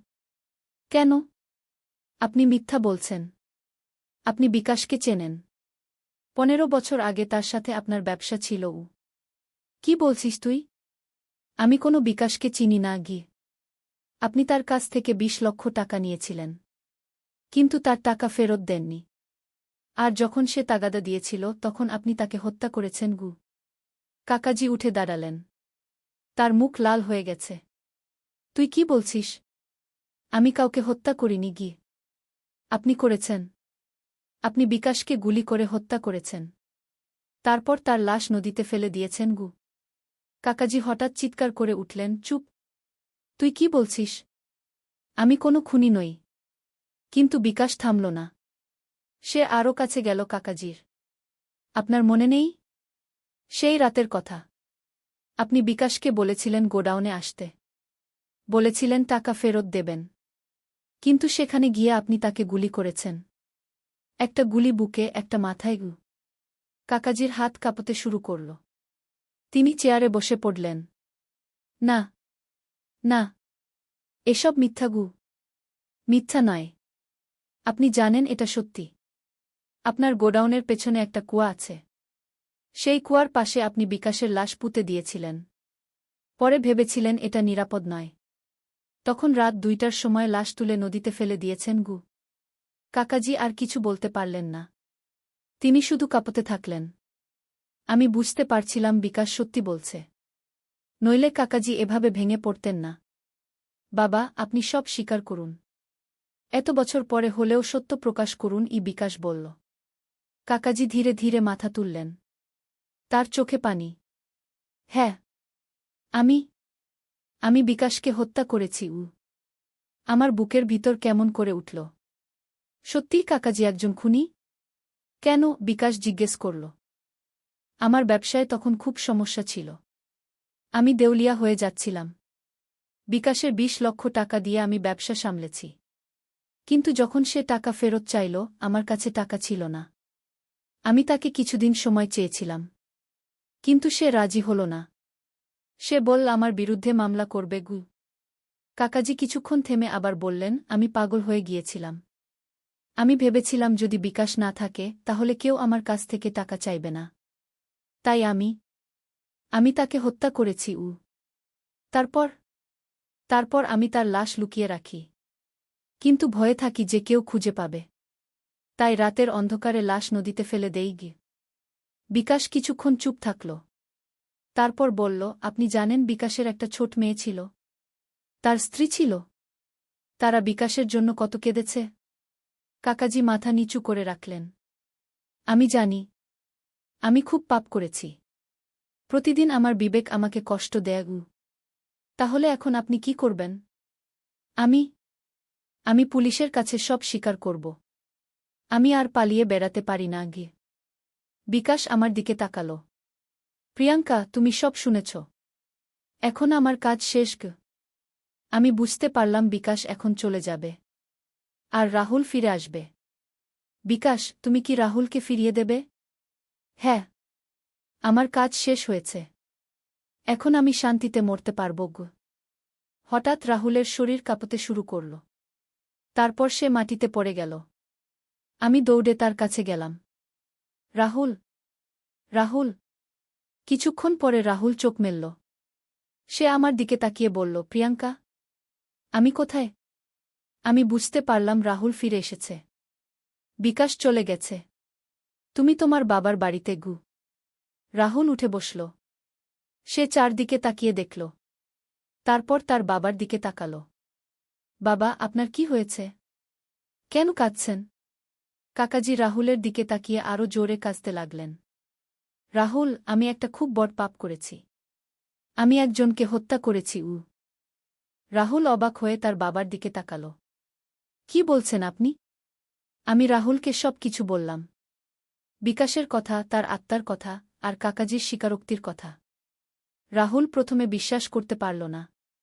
কিন্তু যখন কাকাজি নিজেই সব স্বীকার করলেন তখন সে বুঝতে পারল। বাবা, আপনি সত্যিই এমন করেছেন? হ্যাঁ বেটা। আমি খুব পাপ করেছি। এখন আমি পুলিশের কাছে আত্মসমর্পণ করব। আমরা সেদিনই পুলিশের কাছে গিয়ে সব জানালাম। কাকাজি সব স্বীকার করলেন। পুলিশ তাকে গ্রেফতার করল। বিকাশের পরিবারের সাথেও যোগাযোগ করা হল। তার স্ত্রী আর মেয়ে তখনও জীবিত ছিল। তারা অনেক কষ্টে দিন কাটাচ্ছিল। কাকাজির সম্পত্তি থেকে বিকাশের পরিবারকে ক্ষতিপূরণ দেওয়া হল। আর কাকাজিকে যাবজ্জীবন কারাদণ্ড দেওয়া হল। এই ঘটনার পরে আমাদের পরিবারে অনেক পরিবর্তন এল। রাহুল অনেক চিন্তিত থাকত। তার বাবা একজন খুনি, এই ব্যাপারটা সে মেনে নিতে পারছিল না। কিন্তু আমি তাকে বোঝালাম যে তার বাবার পাপের জন্য তাকে দায়ী করা যায় না। আর সবচেয়ে বড় কথা হল, সত্য প্রকাশ পেয়েছে। বিকাশ তার বিচার পেয়েছে। অভিজিৎ আর রুচিও প্রথমে ধাক্কা খেয়েছিল। কিন্তু ধীরে ধীরে সবাই স্বাভাবিক হয়ে গেল। মাঝে মধ্যে আমার মনে পড়ে সেই রাতের কথা, যখন বিকাশ রাহুলের শরীরে ঢুকেছিল। যখন সে আমাকে সব কিছু বলেছিল। সেই রহস্যময় ঘটনা আমার জীবনে একটা বড় পরিবর্তন এনে দিয়েছিল। আমি বুঝেছিলাম যে এই পৃথিবীতে অনেক কিছুই আছে যা আমরা দেখি না, বুঝি না। কিন্তু সেগুলো আছে। আর সত্য একদিন না একদিন প্রকাশ হয়েই। বিকাশের আত্মা এখন শান্তিতে আছে। তার পরিবার এখন ভালো আছে। আর আমরাও আস্তে আস্তে সব কিছু ভুলে স্বাভাবিক জীবনে ফিরে এসেছি। কিন্তু সেই রাতের ঘটনা আমি কখনো ভুলতে পারব না। কিভাবে একটা আত্মা আমার স্বামীর শরীর ব্যবহার করে তার হত্যাকারীর কাছ থেকে বিচার আদায় করেছিল। এখন মাঝে মধ্যে রাতে যখন আমি আকাশের দিকে তাকাই, তখন মনে হয় বিকাশের আত্মা কোথাও শান্তিতে আছে। আর সে হয়তো আমাদের পরিবারের জন্য প্রার্থনা করছে। কারণ সে জানে তার ন্যায় বিচার পাওয়ার জন্য আমরা সাহায্য করেছিলাম। আর সত্য প্রকাশের জন্য আমরা কোনো দ্বিধা করিনি। এই গল্প শেষ করার আগে আমি আর একটি কথা বলতে চাই। সেই রাতে যখন বিকাশ প্রথম আমার সামনে এসেছিল তখন আমি খুব ভয় পেয়েছিলাম। কিন্তু পরে আমি বুঝেছিলাম যে সে আমাদের কোনো ক্ষতি করতে আসেনি। সে শুধু ন্যায় বিচার চেয়েছিল। আর আজকের দিনে এসেও আমি মনে করি আমরা যা করেছিলাম সেটা সঠিক ছিল। কারণ সত্যের চেয়ে বড় কিছু নেই। আর ন্যায় বিচারের চেয়ে গুরুত্বপূর্ণ কিছু নেই। বিকাশ এখন শান্তিতে আছে। তার পরিবার এখন ভালো আছে। আর আমাদের বিবেক পরিষ্কার যে আমরা সঠিক কাজ করেছিলাম। এই ছিল আমাদের রহস্যময় অভিজ্ঞতার পূর্ণ কাহিনী। একটি আত্মার সাথে আমাদের সাক্ষাৎ, তার ন্যায় বিচারের সংগ্রাম, আর শেষ পর্যন্ত সত্যের বিজয়। আল-ফাতেহ, বিজয়ীর গল্প। একটি ইসলামিক সাহসিকতার কাহিনী। প্রথম অধ্যায়, সূর্যাস্তের প্রতিজ্ঞা। উমাইয়া খিলাফতের স্বর্ণযুগে আন্দালুসিয়ার পাহাড়ি অঞ্চলে একটি ছোট্ট গ্রাম ছিল, দার আল হিকমা। এই গ্রামের নাম রাখা হয়েছিল গানের ঘর বলে, কারণ এখানে একটি বিখ্যাত মাদ্রাসা ছিল যেখানে দূরদূরান্ত থেকে ছাত্ররা আসত ইসলামিক শিক্ষা নিতে। গ্রামের মুখ্য ইমাম ও শিক্ষক ছিলেন আবু ইউসুফ আল-আন্দালুসি। তার বয়স 60 পেরিয়েছে, কিন্তু তার দৃষ্টি তীক্ষ্ণ, হৃদয় পবিত্র এবং জ্ঞান অগাধ। তার 3 ছেলে, বড় ছেলে মুসা, মেজ ছেলে হারুন এবং ছোট ছেলে সুলাইমান। মুসা ছিল একজন দক্ষ যোদ্ধা ও সেনাপতি। তার সুনাম ছড়িয়েছিল পুরো আন্দালুসিয়ায়। হারুন ছিল পণ্ডিত ও আলেম, আর সুলাইমান মাত্র 18 বছর বয়সী যুবক, কিন্তু তার অন্তরে ছিল গভীর ঈমান এবং প্রবল ইচ্ছাশক্তি। সেদিন ছিল জুমুয়ার দিন। ইমাম আবু ইউসুফ খুতবা দিচ্ছিলেন। হঠাৎ মসজিদের দরজায় একজন ঘোড়সওয়ার এসে হাজির। তার পোশাক ধুলাবালিতে ধূসর, মুখে ক্লান্তির ছাপ। ইয়া শেইখ, আমি কর্ডোবা থেকে এসেছি। খলিফার বার্তা নিয়ে এসেছি। ইমাম আবু ইউসুফ খুতবা শেষ করে নামাজ পড়ালেন। নামাজের পর বার্তাবাহক তার হাতে একটি সিলমোহর করা চিঠি দিল। চিঠি খুলে পড়তে শুরু করলেন। বিসমিল্লাহির রাহমানির রাহিম। প্রিয় ইমাম আবু ইউসুফ আল-আন্দালুসি, আল্লাহর রহমতে ও তার অসীম কৃপায় আমরা জানতে পারলাম যে উত্তর সীমান্তে খ্রিস্টান রাজ্যগুলো একত্রিত হয়ে আমাদের মুসলিম ভূখণ্ডে আক্রমণের প্রস্তুতি নিচ্ছে। তাদের লক্ষ্য তোলেদো ও কর্ডোবা দখল করা। আপনার পুত্র মুসা আল-ফাতেহর সাহসিকতা ও যুদ্ধকৌশল সম্পর্কে আমরা অবগত। তাকে তাৎক্ষণিকভাবে আমাদের মুজাহিদ বাহিনীতে যোগ দিতে বলুন। ওয়াল্লাহু আলাম। খলিফা আব্দুর রহমান ইবনে মুয়াবিয়া গি। ইমাম সাহেবের মুখ গম্ভীর হয়ে উঠল। তিনি জানতেন এই দিন একদিন আসবে। মুসলিম আন্দালুসিয়া আর খ্রিস্টান স্পেনের মধ্যে সংঘর্ষ অবশ্যম্ভাবী ছিল। সন্ধ্যার সময় পরিবারের সকলে একসাথে বসল। মুসা, হারুন আর সুলাইমান তাদের পিতার মুখের দিকে তাকিয়ে আছে। পুত্রেরা, ইমাম সাহেব শুরু করলেন, আল্লাহ তাআলা আমাদের পরীক্ষার সম্মুখীন করেছেন। দুশমনরা আমাদের মাতৃভূমিতে আক্রমণ করতে চায়। মুসা, খলিফা তোমাকে ডেকেছেন গু। মুসা তাৎক্ষণিক দাঁড়িয়ে গেল। পিতা, আমি প্রস্তুত। আল্লাহর রাস্তায় জিহাদ করা প্রত্যেক মুসলমানের দায়িত্ব। কিন্তু পিতা, সুলাইমান বলল, আমিও যেতে চাই। আমার বয়স হয়েছে গি। ইমাম সাহেব মাথা নাড়লেন। তুমি এখনো অল্প বয়সী, বাছা। তোমার জায়গা এখানে গ্রামের মানুষদের সাথে গি। সুলাইমানের চোখে অসন্তুষ্টির ছাপ। সে ভাবল, আমিও তো একজন মুসলমান। আমারও তো হক আছে আল্লাহর রাস্তায় সংগ্রাম করার। পরের দিন ভোরে মুসা রওনা হল কর্ডোবার উদ্দেশ্যে। পুরো গ্রাম তাকে বিদায় জানাল। মায়েরা দোয়া পড়ল, বাচ্চারা তার ঘোড়ার পিছে পিছে দৌড়াল। আল্লাহ তোমার হেফাজত করুন, মুসা, ইমাম সাহেব আবেগপ্রবণ কণ্ঠে বললেন। মনে রেখো, জিহাদের আসল অর্থ হল আল্লাহর সন্তুষ্টি অর্জন। যুদ্ধ করবে ন্যায়ের পক্ষে, নিরীহ মানুষের ক্ষতি করবে না গি। মুসা তার পিতার হাতে চুমু খেয়ে বলল, ইনশাআল্লাহ পিতা। আমি আমার দিন ও দেশের জন্য জীবন দিতে প্রস্তুত গ। দ্বিতীয় অধ্যায়, কর্ডোবার প্রস্তুতি। কর্ডোবায় পৌঁছে মুসা দেখল পুরো শহর যুদ্ধের প্রস্তুতিতে ব্যস্ত। রাস্তায় সৈন্যরা মার্চ করছে, অস্ত্রাগারে কামার তরবারি তৈরি করছে, মসজিদগুলোতে মুজাহিদদের জন্য বিশেষ দোয়া হচ্ছে। খলিফা আব্দুর রহমানের দরবারে হাজির হতেই তিনি মুসাকে স্বাগত জানালেন। আহলান ওয়া শাহলান, মুসা আল-ফাতেহ। তোমার সুনাম আমার কানে পৌঁছেছে। আল্লাহ তোমাকে দিয়ে আমাদের বিজয় দান করবেন গু। মুসা আদবের সাথে সেজদায় গেল। ইয়া আমিরুল মুমিনিন, আমি আপনার খাদেম। আপনার যে আদেশ গু। খলিফা তাকে সেনাবাহিনীর বিস্তারিত পরিস্থিতি জানালেন। খ্রিস্টান জোট প্রায় 50,000 সৈন্য নিয়ে আসছে। তাদের লক্ষ্য প্রথমে তোলেদো দখল করা, তারপর কর্ডোবা আক্রমণ করা। আমাদের কাছে 30,000 সৈন্য আছে, খলিফা বললেন। সংখ্যায় কম, কিন্তু আল্লাহর উপর ভরসা আছে গু। মুসা জানত, সংখ্যাধিক্য যুদ্ধে সব সময় বিজয়ের নিশ্চয়তা দেয় না। বদরের যুদ্ধে মুসলমানরা ছিল মাত্র 314 জন, আর মুশরিকরা ছিল 1000-এর বেশি। কিন্তু আল্লাহর সাহায্যে মুসলমানরা বিজয়ী হয়েছিল। খলিফা তাকে একটি বিশেষ দায়িত্ব দিলেন। মুসা, তুমি আমার অশ্বারোহী বাহিনীর সেনাপতি। তোমার নেতৃত্বে 5,000 ঘোড়সওয়ার থাকবে গি। পরের কয়েকদিন মুসা তার সৈন্যদের প্রশিক্ষণ দিল।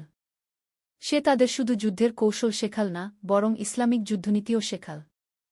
মনে রেখো, সে তার সৈন্যদের বলল, আমরা আল্লাহর রাস্তায় লড়ছি। কোনো নিরীহ মানুষ, কোনো বৃদ্ধ, কোনো নারী শিশুকে ক্ষতি করব না। কোনো গাছ কাটব না, কোনো ফসল নষ্ট করব না। আমাদের লড়াই শুধু যোদ্ধাদের সাথে গু। একজন তরুণ সৈন্য হাত তুলল। সেনাপতি সাহেব, কিন্তু দুশমনরা তো আমাদের সাথে এমন নরম ব্যবহার করবে না গি। মুসা গম্ভীর হয়ে বলল, আমিন, আমরা তাদের মতো হব না। আমরা মুসলমান। আমাদের নবী শাহ আমাদের যে আদর্শ দিয়েছেন সেই পথেই চলব। যুদ্ধেও আমাদের আখলাক থাকতে হবে গি। সৈন্যরা তাদের সেনাপতির কথায় মুগ্ধ হল। তারা বুঝতে পারল, তারা শুধু একজন দক্ষ যোদ্ধার অধীনে নেই, বরং একজন সত্যিকারের মুমিনের নেতৃত্বে আছে। তৃতীয় অধ্যায়, দার আল হিকমাহর চ্যালেঞ্জ। এদিকে দার আল হিকমাহ গ্রামে সুলাইমান অস্থির হয়ে ঘুরে বেড়াচ্ছে। তার মন পড়ে নেই পড়াশোনায়। সে শুধু ভাবে, তার ভাই মুসা এখন কোথায়, কেমন আছে। একদিন সকালে গ্রামে একজন পথিক এল। সে খুব ক্লান্ত ও আহত অবস্থায়। গ্রামবাসীরা তার সেবা শুশ্রূষা করল। ভাই, তুমি কোথা থেকে আসছ? ইমাম সাহেব জিজ্ঞেস করলেন। জি শেইখ, আমি তোলেদো থেকে আসছি। খুব খারাপ খবর নিয়ে এসেছি। কুপথিকের কণ্ঠ কাঁপছে। খ্রিস্টান বাহিনী তোলেদো অবরোধ করেছে। শহরের মুসলমানদের অবস্থা খুবই খারাপ। খাবারের অভাব, ওষুধের অভাব। এই কথা শুনে গ্রামের মানুষদের মুখ বিষণ্ণ হয়ে গেল। সুলাইমানের চোখে পানি এসে গেল। তোলেদোর কি কোনো সাহায্য আসছে না? হারুন জিজ্ঞেস করল। খলিফার বাহিনী আসার কথা, কিন্তু সময় লাগবে। এরই মধ্যে পথিক আর বলতে পারল না। ইমাম সাহেব দীর্ঘশ্বাস ফেলে বললেন, আল্লাহই ভালো জানেন। আমরা দোয়া করতে পারি। সেই রাতে সুলাইমান ঘুমাতে পারল না। সে বারবার ভাবছে তোলেদোর মুসলিম ভাইবোনদের কথা। তারা অসহায় অবস্থায় আছে, আর সে এখানে নিরাপদে বসে আছে। ফজরের নামাজের পর সুলাইমান তার পিতার কাছে গেল। পিতা, আমি একটা কাজ করতে চাই। কি কাজ, বাছা? আমি তোলেদো যেতে চাই। সেখানকার মুসলমানদের সাহায্য করতে চাই। ইমাম সাহেব চমকে উঠলেন। কি বলছো, সুলাইমান? তোলেদো এখন অবরুদ্ধ। সেখানে যাওয়া মানে মৃত্যুর মুখে ঝাঁপিয়ে পড়া। পিতা, সুলাইমানের কণ্ঠ দৃঢ়। আল্লাহ বলেছেন, যে ব্যক্তি একটি প্রাণ বাঁচাল, সে যেন পুরো মানবজাতিকে বাঁচাল। আমি জানি আমি একা বেশি কিছু করতে পারব না, কিন্তু আমার চেষ্টা করা উচিত। ইমাম সাহেব তার ছেলের মুখের দিকে তাকিয়ে দেখলেন দৃঢ়তা। এই একই দৃঢ়তা তিনি দেখেছিলেন মূসার চোখেও। কিন্তু তুমি একা যাবে কিভাবে? তুমি তো যোদ্ধা নও। পিতা, আমি অস্ত্র নিয়ে যাব না। আমি নিয়ে যাব ওষুধ, খাবার। আমি ডাক্তারি শিক্ষা নিয়েছি আপনার কাছে। হয়তো আহত মানুষদের সেবা করতে পারব। ইমাম সাহেব দীর্ঘক্ষণ চুপ থাকলেন। তারপর বললেন, তুমি যদি একান্তই যেতে চাও, তাহলে একা যাবে না। কিছু স্বেচ্ছাসেবক নিয়ে যাবে। সুলাইমানের মুখ উজ্জ্বল হয়ে উঠল। জায়কাল্লাহু খায়রান, পিতা। চতুর্থ অধ্যায়, রহস্যময় মিশন। পরের দিন সকালে সুলাইমান গ্রামের যুবকদের ডাকল। 10 জন যুবক তার সাথে যেতে রাজি হল। তাদের মধ্যে ছিল তার সবচেয়ে কাছের বন্ধু আহমদ, ইব্রাহিম, উমর এবং অন্যরা। ভাইয়েরা, সুলাইমান তাদের সামনে দাঁড়িয়ে বলল, আমরা যে কাজে যাচ্ছি সেটা খুবই কঠিন ও বিপজ্জনক। কেউ যদি মন বদলাতে চাও, এখনই বলো। কেউ পিছু হটল না। সবাই একসাথে বলল, আমরা তোমার সাথে আছি, সুলাইমান। ইমাম সাহেব তাদের সবার জন্য দোয়া করলেন। হারুন তাদের ওষুধপত্র ও খাবারের ব্যবস্থা করল। গ্রামের মহিলারা তাদের জন্য খাবার রান্না করে দিল। দলটি সূর্যাস্তের সময় রওনা হল। তাদের পরিকল্পনা ছিল রাতের আধারে চলা, দিনের বেলা লুকিয়ে থাকা। 3 দিনের কঠিন যাত্রার পর তারা তোলেদোর কাছে পৌঁছল। দূর থেকে দেখতে পেল পুরো শহর ঘিরে রেখেছে খ্রিস্টান সৈন্যরা। শহরের ভেতর থেকে মাঝে মাঝে আগুনের আলো দেখা যাচ্ছে। আল্লাহ! কি অবস্থা? আহমদ আতঙ্কিত কণ্ঠে বলল। ধৈর্য রাখো, সুলাইমান শান্ত গলায় বলল। আমাদের পরিকল্পনা অনুযায়ী কাজ করতে হবে। তারা শহরের পূর্ব দিকে একটি পাহাড়ি টিলার আড়ালে লুকাল। সেখান থেকে নিরাপদে শত্রু শিবিরের গতিবিধি লক্ষ্য করতে লাগল। সুলাইমান, ইব্রাহিম চিন্তিত গলায় বলল, এত পাহারা, আমরা ভেতরে ঢুকব কিভাবে? সুলাইমান একটি পুরনো মানচিত্র বের করল। দেখো, এখানে শহরের দক্ষিণ দিকে একটা পুরনো নর্দমার পথ আছে। সেটা দিয়ে হয়তো ভেতরে ঢোকা যাবে। কিন্তু সেটা তো খুবই ঝুঁকিপূর্ণ, উমর বলল। জানি, কিন্তু আমাদের কোনো বিকল্প নেই। পঞ্চম অধ্যায়, ভেতরে প্রবেশ। মধ্যরাতের পর তারা নর্দমার দিকে এগোল। চাঁদ মেঘের আড়ালে, চারদিক অন্ধকার। সুলাইমান সবার আগে, পিছনে বাকিরা। নর্দমার মুখে পৌঁছে দেখল প্রবেশপথটা খুবই সরু। একজন একজন করে সরু সুড়ঙ্গ দিয়ে হামাগুড়ি দিয়ে এগোতে হবে। বিসমিল্লাহ বলে সুলাইমান প্রথম ঢুকল। প্রায় 1 ঘণ্টা হামাগুড়ি দেওয়ার পর তারা শহরের ভেতরে বেরিয়ে এল। চারদিক ধ্বংসস্তূপ। অনেক বাড়িঘর পোড়া, রাস্তায় ধ্বংসাবশেষ। ইয়া রাব্বি! কি অবস্থা? একজন ফিসফিস করে বলল। তারা সাবধানে এগিয়ে চল। হঠাৎ একটা গলিতে একজন বৃদ্ধ মানুষ দেখতে পেল। সে খুবই দুর্বল, হাঁটতে পারছে না। সুলাইমান তার কাছে গেল। আসসালামু আলাইকুম চাচা। বৃদ্ধ চমকে উঠল। ওয়া আলাইকুমুসসালাম। তোমরা কারা? এখানে এলে কিভাবে? আমরা দার আল হিকমাহ গ্রাম থেকে এসেছি। আপনাদের সাহায্য করতে এসেছি। বৃদ্ধের চোখে পানি এসে গেল। আল্লাহর রহমত! তোমরা এত বিপদের মধ্যে এলে। চাচা, এখানে আহত মানুষরা কোথায়? মসজিদে জমা হয়েছে সবাই। ইমাম সাহেব সবার সেবা করার চেষ্টা করছেন, কিন্তু ওষুধ নেই, খাবার নেই। তারা বৃদ্ধকে কাঁধে নিয়ে মসজিদের দিকে এগোল। মসজিদে পৌঁছে দেখল ভয়াবহ দৃশ্য। অসংখ্য আহত মানুষ, তাদের মধ্যে নারী, শিশু, বৃদ্ধ। সবার মুখে কষ্টের ছাপ। মসজিদের ইমাম দেখতে পেয়ে কাছে এলেন। আপনারা কারা? সুলাইমান পরিচয় দিল। ইমাম সাহেব খুশি হয়ে বললেন, আল্লাহ আপনাদের পাঠিয়েছেন। আমরা খুবই অসহায় অবস্থায় আছি। সুলাইমান ও তার সাথীরা তাৎক্ষণিকভাবে কাজে লেগে গেল। তারা আহতদের ক্ষত পরিষ্কার করল, ওষুধ লাগাল, খাবার দিল। ডাক্তার সাহেব, একজন মা কাঁদতে কাঁদতে বলল, আমার ছেলেটার খুব জ্বর। কিছু করুন। সুলাইমান শিশুটিকে দেখল। গুরুতর অসুখ। সে তার ব্যাগ থেকে ওষুধ বের করে শিশুটিকে দিল। ইনশাআল্লাহ ভালো হয়ে যাবে, কিন্তু নিয়মিত ওষুধ দিতে হবে। এভাবে পুরো রাত তারা মানুষদের সেবা করল। ভোর হতে না হতেই তাদের লুকিয়ে থাকতে হল। ষষ্ঠ অধ্যায়, অপ্রত্যাশিত মুখোমুখি। দিনের বেলা তারা মসজিদের বেসমেন্টে লুকিয়ে থাকল। সন্ধ্যা হতেই আবার সেবার কাজে লেগে গেল। এভাবে 3 দিন কাটল। চতুর্থ দিনে একটা বিপজ্জনক ঘটনা ঘটল। সুলাইমান একটি আহত যুবকের চিকিৎসা করছিল, হঠাৎ সেই যুবক তার হাত ধরল। ডাক্তার সাহেব, আপনি কি মুসা আল ফাতেহকে চেনেন? সুলাইমান চমকে উঠল। কেন? তুমি তাকে চেনো? জি, আমি কর্ডোবার সৈন্য। যুদ্ধে আহত হয়ে এখানে আটকে পড়েছি। মুসা সাহেব আমাদের সেনাপতি। সুলাইমানের বুক ধরফট করতে লাগল। সে কেমন আছে? আল্লাহর রহমতে ভালো আছেন। কিন্তু যুবকটি থামল। কিন্তু কি? আমাদের পরিস্থিতি খুবই খারাপ। খ্রিস্টান বাহিনী আমাদের চেয়ে অনেক বড়। আমাদের খাবার ও অস্ত্রের অভাব। সুলাইমান গভীর চিন্তায় পড়ে গেল। তার ভাই মুসা বিপদে আছে, এদিকে তোলেদোর মুসলমানরাও অসহায়। পরের দিন রাতে একটা ঘটনা ঘটল যা সবকিছু বদলে দিল। সুলাইমান যখন একটি আহত শিশুর সেবা করছিল, হঠাৎ মসজিদের দরজায় কিছু লোকের পদশব্দ শোনা গেল। কেউ আছো? আমরা সাহায্য চাই। ইমাম সাহেব দরজার কাছে গিয়ে দেখলেন 3 জন খ্রিস্টান সৈন্য। তাদের একজন খুবই আহত অবস্থায়। ইমাম সাহেব দ্বিধায় পড়লেন। এরা তো শত্রু সৈন্য। কিন্তু ইসলামে বলা হয়েছে আহত মানুষের সেবা করতে হবে, সে যে ধর্মেরই হোক। ভেতরে আসুন, ইমাম সাহেব বললেন। সুলাইমান এগিয়ে এল।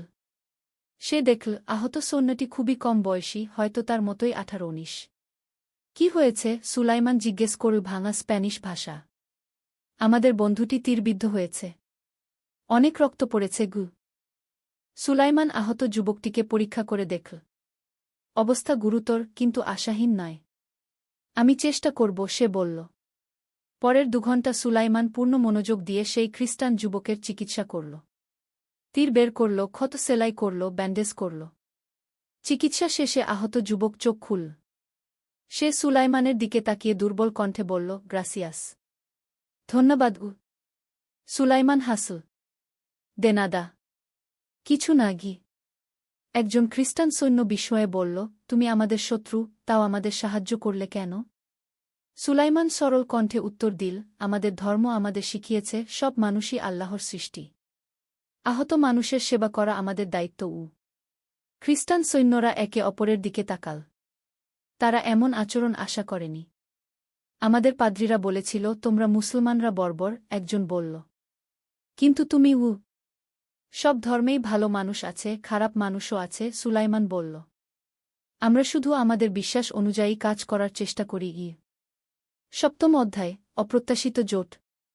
3 জন খ্রিস্টান সৈন্য চলে যাওয়ার সময় আহত যুবকটি সুলাইমানের হাত ধরল। আমার নাম রদ্রিগো।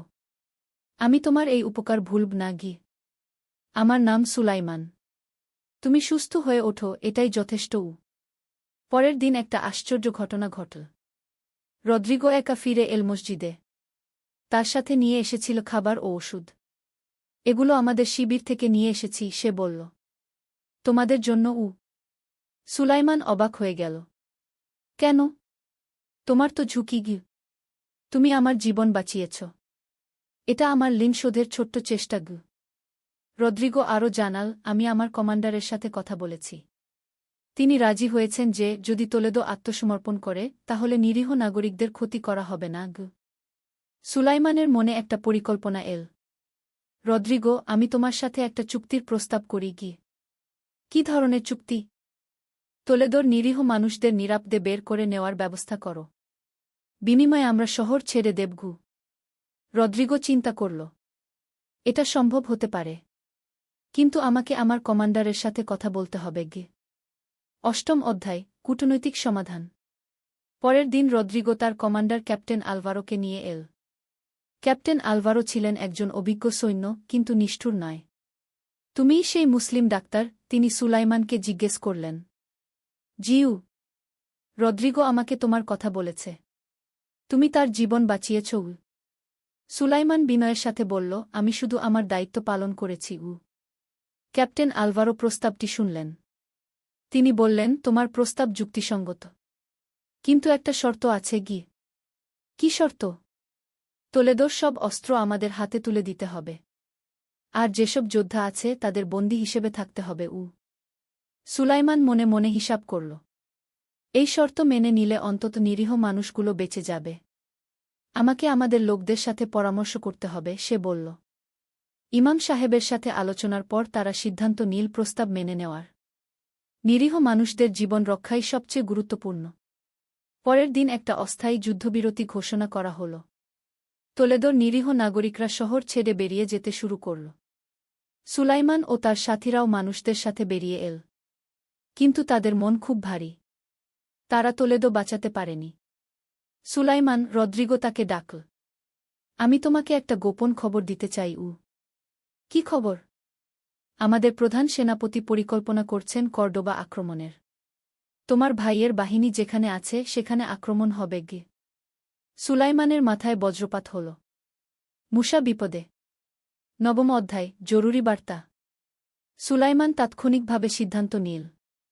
তাকে যত তাড়াতাড়ি সম্ভব মুসার কাছে পৌঁছাতে হবে। রদ্রিগো, তুমি আমাকে এই খবর দিলে কেন? রদ্রিগো গম্ভীর হয়ে বলল, তুমি আমার জীবন বাঁচিয়েছ, আর আমি বুঝেছি যুদ্ধ কোনো সমাধান নয়, শুধু রক্তপাত আর ধ্বংস। তুমি কি জানো কখন আক্রমণ হবে? 3 দিন পর, নতুন চাঁদের রাতে। সুলাইমান তার সাথীদের ডাকল। আমাদের এক্ষুনি রওনা হতে হবে। মুসা ভাই বিপদে। তারা রাতের আধারেই যাত্রা শুরু করল। এবার তাদের সাথে ছিল তোলেদোর কিছু উদ্বাস্তু মানুষ। 3 দিন 3 রাতের অক্লান্ত যাত্রার পর তারা মুসলিম বাহিনীর ক্যাম্পের কাছে পৌঁছল।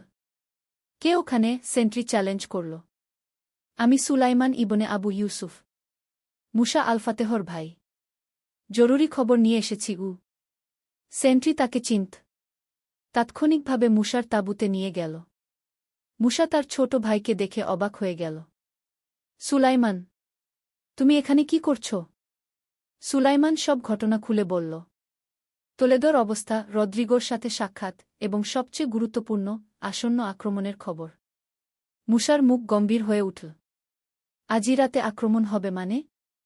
হ্যাঁ, আর তাদের একটা বিশেষ পরিকল্পনা আছে। তারা আমাদের পানির উৎস বিষিয়ে দেওয়ার চেষ্টা করবে। মুসা তাৎক্ষণিকভাবে তার অফিসারদের জরুরি সভায় ডাকল।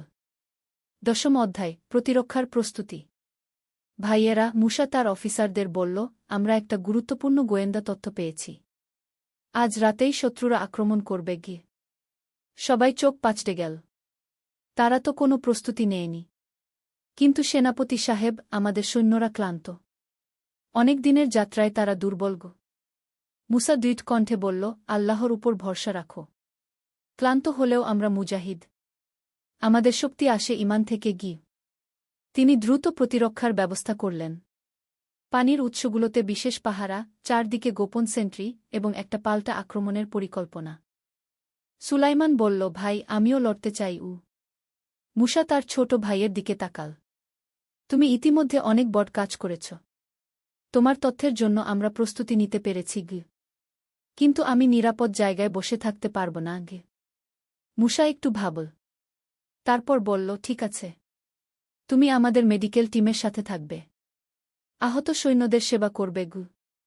রাতের প্রথম প্রহরে সব শান্ত ছিল, কিন্তু মধ্যরাতের পর একটা অদ্ভুত শব্দ শোনা গেল।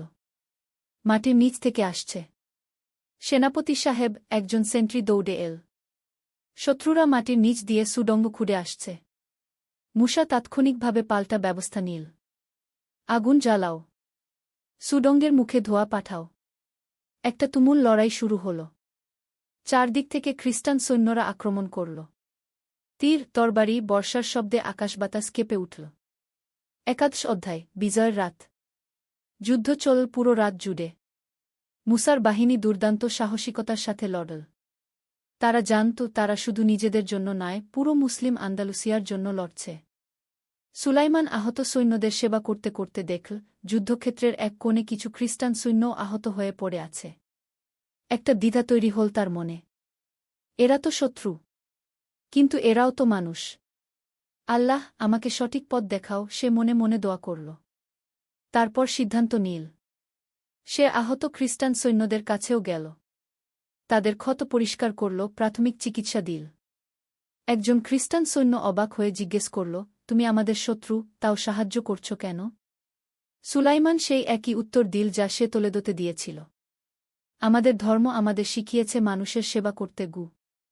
ভোরের আলো ফুটতে না ফুটতে খ্রিস্টান বাহিনী পিছু হটতে শুরু করল। তারা বুঝতে পারল মুসলিম বাহিনী তাদের চেয়ে ভালো প্রস্তুত। মুসা বিজয়ের ঘোষণা দিল। আলহামদুলিল্লাহ, আল্লাহ আমাদের বিজয় দান করেছেন। সৈন্যরা আনন্দে তকবীর দিতে লাগল। আল্লাহু আকবার, আল্লাহু আকবার। দ্বাদশ অধ্যায়, অপ্রত্যাশিত সাক্ষাৎ। বিজয়ের পর মুসা তার ছোট ভাইকে ডাকল। সুলাইমান, তুমি আজ দারুণ কাজ করেছ। শুধু আমাদের সৈন্যদের নয়, শত্রুদেরও সেবা করেছ। ভাই, আমি শুধু আল্লাহর সন্তুষ্টির জন্য করেছি। এটাই ইসলামের প্রকৃত শিক্ষা। তুমি আজ একজন সত্যিকারের মুজাহিদের পরিচয় দিয়েছ। হঠাৎ একজন সৈন্য এসে খবর দিল, সেনাপতি সাহেব, শত্রু বাহিনীর পক্ষ থেকে একজন দূত এসেছেন। তিনি আপনার সাথে কথা বলতে চান। মুসা ভাবল, যুদ্ধ তো শেষ, এখন কি চায় তারা? দূতকে নিয়ে আসা হল। দেখা গেল সেই রদ্রিগো। সুলাইমান তাকে দেখে অবাক হয়ে গেল। রদ্রিগো, তুমি এখানে? হ্যালো সুলাইমান, আমি একটা গুরুত্বপূর্ণ প্রস্তাব নিয়ে এসেছি। মুসা বুঝতে পারল এই খ্রিস্টান যুবক তার ভাইদের পরিচিত। রদ্রিগো বলল, আমাদের কমান্ডার ইন চিফ আলোচনার জন্য একটা সভার আয়োজন করতে চান। তিনি মনে করেন এই যুদ্ধ চালিয়ে যাওয়ার কোনো মানে নেই। মুসা ভাবল, এটা একটা সুযোগ হতে পারে। কি ধরনের আলোচনা? একটা শান্তি চুক্তি। দুই পক্ষই নিজ নিজ এলাকায় থাকবে, একে অপরের উপর আক্রমণ করবে না। ত্রয়োদশ অধ্যায়, শান্তির আলোচনা। পরের দিন একটা নিরপেক্ষ জায়গায় শান্তি আলোচনার সভা বসল। খ্রিস্টান পক্ষ থেকে তাদের প্রধান সেনাপতি কাউন্ট রামন, আর মুসলিম পক্ষ থেকে মুসা আল ফাতেহ। সুলাইমানও সেখানে উপস্থিত ছিল অনুবাদক হিসেবে। কাউন্ট রামন ছিলেন একজন অভিজ্ঞ যোদ্ধা ও কূটনীতিক। তিনি বললেন, আমি স্বীকার করি, আপনাদের সাথে লড়াই করে আমরা কোনো লাভবান হইনি। আপনাদের সৈন্যরা বীর যোদ্ধাগু। মুসা বিনয়ের সাথে বলল, আমরাও চাই না অয়থা রক্তপাত হোক। আমাদের লক্ষ্য শান্তিতে বাস করা। তাহলে আমাদের প্রস্তাব এই, কাউন্ট রামন বলল, আমরা একটা সীমানা নির্ধারণ করি। সেই সীমানার উত্তরে আমাদের এলাকা, দক্ষিণে আপনাদের এলাকা। শর্ত কি? কোনো পক্ষ অন্য পক্ষের এলাকায় আক্রমণ করবে না। ব্যবসা বাণিজ্য চালু থাকবে। যে কেউ নিজের ইচ্ছায় নিজের ধর্ম পালন করতে পারবে। মুসা ভেবে দেখল, এই শর্তগুলো ইসলামিক নীতির সাথে সঙ্গতিপূর্ণ। আমি এই প্রস্তাব বিবেচনা করব, মুসা বলল। কিন্তু আমাকে খলিফার সাথে পরামর্শ করতে হবে। অবশ্যই। আমরা 3 দিন অপেক্ষা করব। সভা শেষ হওয়ার সময় কাউন্ট রামন সুলাইমানের কাছে এলেন। আমি শুনেছি তুমি আমাদের আহত সৈন্যদেরও সেবা করেছ। সুলাইমান মাথা নিচু করে বলল, আমি শুধু আমার বিবেক অনুসরণ করেছি। এটাই প্রকৃত মানবতা। তুমি আমার শ্রদ্ধা অর্জন করেছ। চতুর্দশ অধ্যায়, খলিফার সিদ্ধান্ত। মুসা দ্রুত কর্ডোবায় ফিরে গেল খলিফার সাথে আলোচনা করতে। সুলাইমান রয়ে গেল ক্যাম্পে। খলিফা আব্দুর রহমান পুরো পরিস্থিতি শুনে বললেন, মুসা, তুমি ঠিকই করেছ। ইসলাম শান্তিকে যুদ্ধের চেয়ে অগ্রাধিকার দেয়া। যদি তারা সত্যিকারের শান্তি চায়, আমাদের তা গ্রহণ করা উচিত। কিন্তু ইয়া আমিরুল মুমিনিন, তাদের উপর ভরসা করা যায় কি? সেটা সময় বলবে। তবে আমরা সতর্ক থাকব। চুক্তি করব, কিন্তু নিরাপত্তার ব্যবস্থাও রাখব গু। খলিফা একটি বিশেষ শর্ত যোগ করলেন। চুক্তিতে উল্লেখ থাকবে, যে কোনো পক্ষ চুক্তি ভঙ্গ করলে অন্য পক্ষ নিজেদের রক্ষার অধিকার রাখে গু। 3 দিন পর আবার শান্তি আলোচনা বসল। এবার চূড়ান্ত চুক্তি স্বাক্ষরের জন্য। আলহামদুলিল্লাহ, মূসা বলল, আমরা এই শান্তি চুক্তিতে সম্মত গু। কাউন্ট রামনো স্বস্তির নিঃশ্বাস ফেল। আমরাও এই চুক্তিতে সম্মত গু। চুক্তি স্বাক্ষরের সময় একটি ছোট অনুষ্ঠান হল। দুই পক্ষের সৈন্যরা দূর থেকে দেখল। এই চুক্তির নাম হবে মিসাক আসসালাম, শান্তির চুক্তি, মূসা ঘোষণা করল। ৫০ অধ্যায়, ঘরে ফেরা। চুক্তি স্বাক্ষরের পর মূসা ও সুলাইমান দার আল হিকমাহর দিকে রওনা হল। তাদের সাথে ছিল তোলেদোর উদ্বাস্তুরা। পথে সুলাইমান তার ভাইকে জিজ্ঞেস করল, ভাই, তুমি কি মনে করো এই শান্তি টিকবে? মূসা ভেবে বলল, সুলাইমান, শান্তি বজায় রাখা যুদ্ধ জেতার চেয়েও কঠিন। কিন্তু আমাদের চেষ্টা করতে হবে গি। আমি কিছু শিখেছি, সুলাইমান বলল। শত্রুও মানুষ। তাদের সাথেও ভালো আচরণ করা যায়। এটাই ইসলামের প্রকৃত শিক্ষা, ছোট ভাই। আমাদের নবী শাহ বলেছেন, তোমরা মানুষের সাথে সুন্দর আচরণ করো। গ্রামে পৌঁছতে পৌঁছতে সন্ধ্যা হয়ে গেল। ইমাম আবু ইউসুফ ও হারুন তাদের জন্য অপেক্ষা করছিল। আলহামদুলিল্লাহ, আমার ছেলেরা নিরাপদে ফিরে এসেছে, ইমাম সাহেব আবেগপ্রবণ কণ্ঠে বলল। সুলাইমান তার পিতার পা ছুঁয়ে সালাম করল। পিতা, আমি অনেক কিছু শিখেছি গু। কি শিখেছ, বাছা? শিখেছি যে জিহাদ মানে শুধু তরবারি নিয়ে লড়াই না। মানুষের সেবা করাও জিহাদ। অন্যায়ের বিরুদ্ধে দাঁড়ানোও জিহাদ। নিজের মনের খারাপ চিন্তার বিরুদ্ধে লড়াই করাও জিহাদ। ইমাম সাহেবের চোখে খুশির অশ্রু এল। মাশাআল্লাহ, তুমি প্রকৃত জিহাদের অর্থ বুঝেছ। ৬০ অধ্যায়, নতুন সূর্যোদয়। কয়েক মাস পরে দার আল হিকমাহ গ্রামে একটা ছোট্ট হাসপাতাল তৈরি হল। সুলাইমান সেখানে ডাক্তার হিসেবে কাজ শুরু করল। শুধু মুসলমানরা নয়, খ্রিস্টান এলাকা থেকেও মানুষ চিকিৎসার জন্য আসত। একদিন একটা খ্রিস্টান পরিবার এল। তাদের ছোট মেয়েটি খুব অসুস্থ। ডাক্তার সাহেব, আমাদের মেয়েকে বাঁচান, বাবা কাঁদতে কাঁদতে বলল। সুলাইমান পুরো মনোযোগ দিয়ে শিশুটির চিকিৎসা করল। কয়েক দিনের চিকিৎসার পর শিশুটি সুস্থ হয়ে উঠল। কত টাকা লাগবে, বাবা জিজ্ঞেস করল। কিছু লাগবে না, সুলাইমান বলল। আল্লাহর শুকরিয়া যথেষ্ট। খ্রিস্টান পরিবারটি অবাক হয়ে গেল। কিন্তু আমরা তো ভিন্ন ধর্মের গু। মানুষের সেবায় কোনো ধর্মের বাধা নেই, সুলাইমান হেসে বলল। এই ঘটনার পর সুলাইমানের খ্যাতি ছড়িয়ে গেল। মানুষ তাকে হাকিম আরহমাহ, দয়ালু ডাক্তার বলে ডাকতে শুরু করল। ৭০ অধ্যায়, রদ্রিগোর ভিজিট। ১ বছর পর রদ্রিগো দার আল হিকমাহ গ্রামে এল। সে এখন একজন বাণিজ্যিক দূত। 2 অঞ্চলের মধ্যে ব্যবসা বাণিজ্যের তদারকি করে।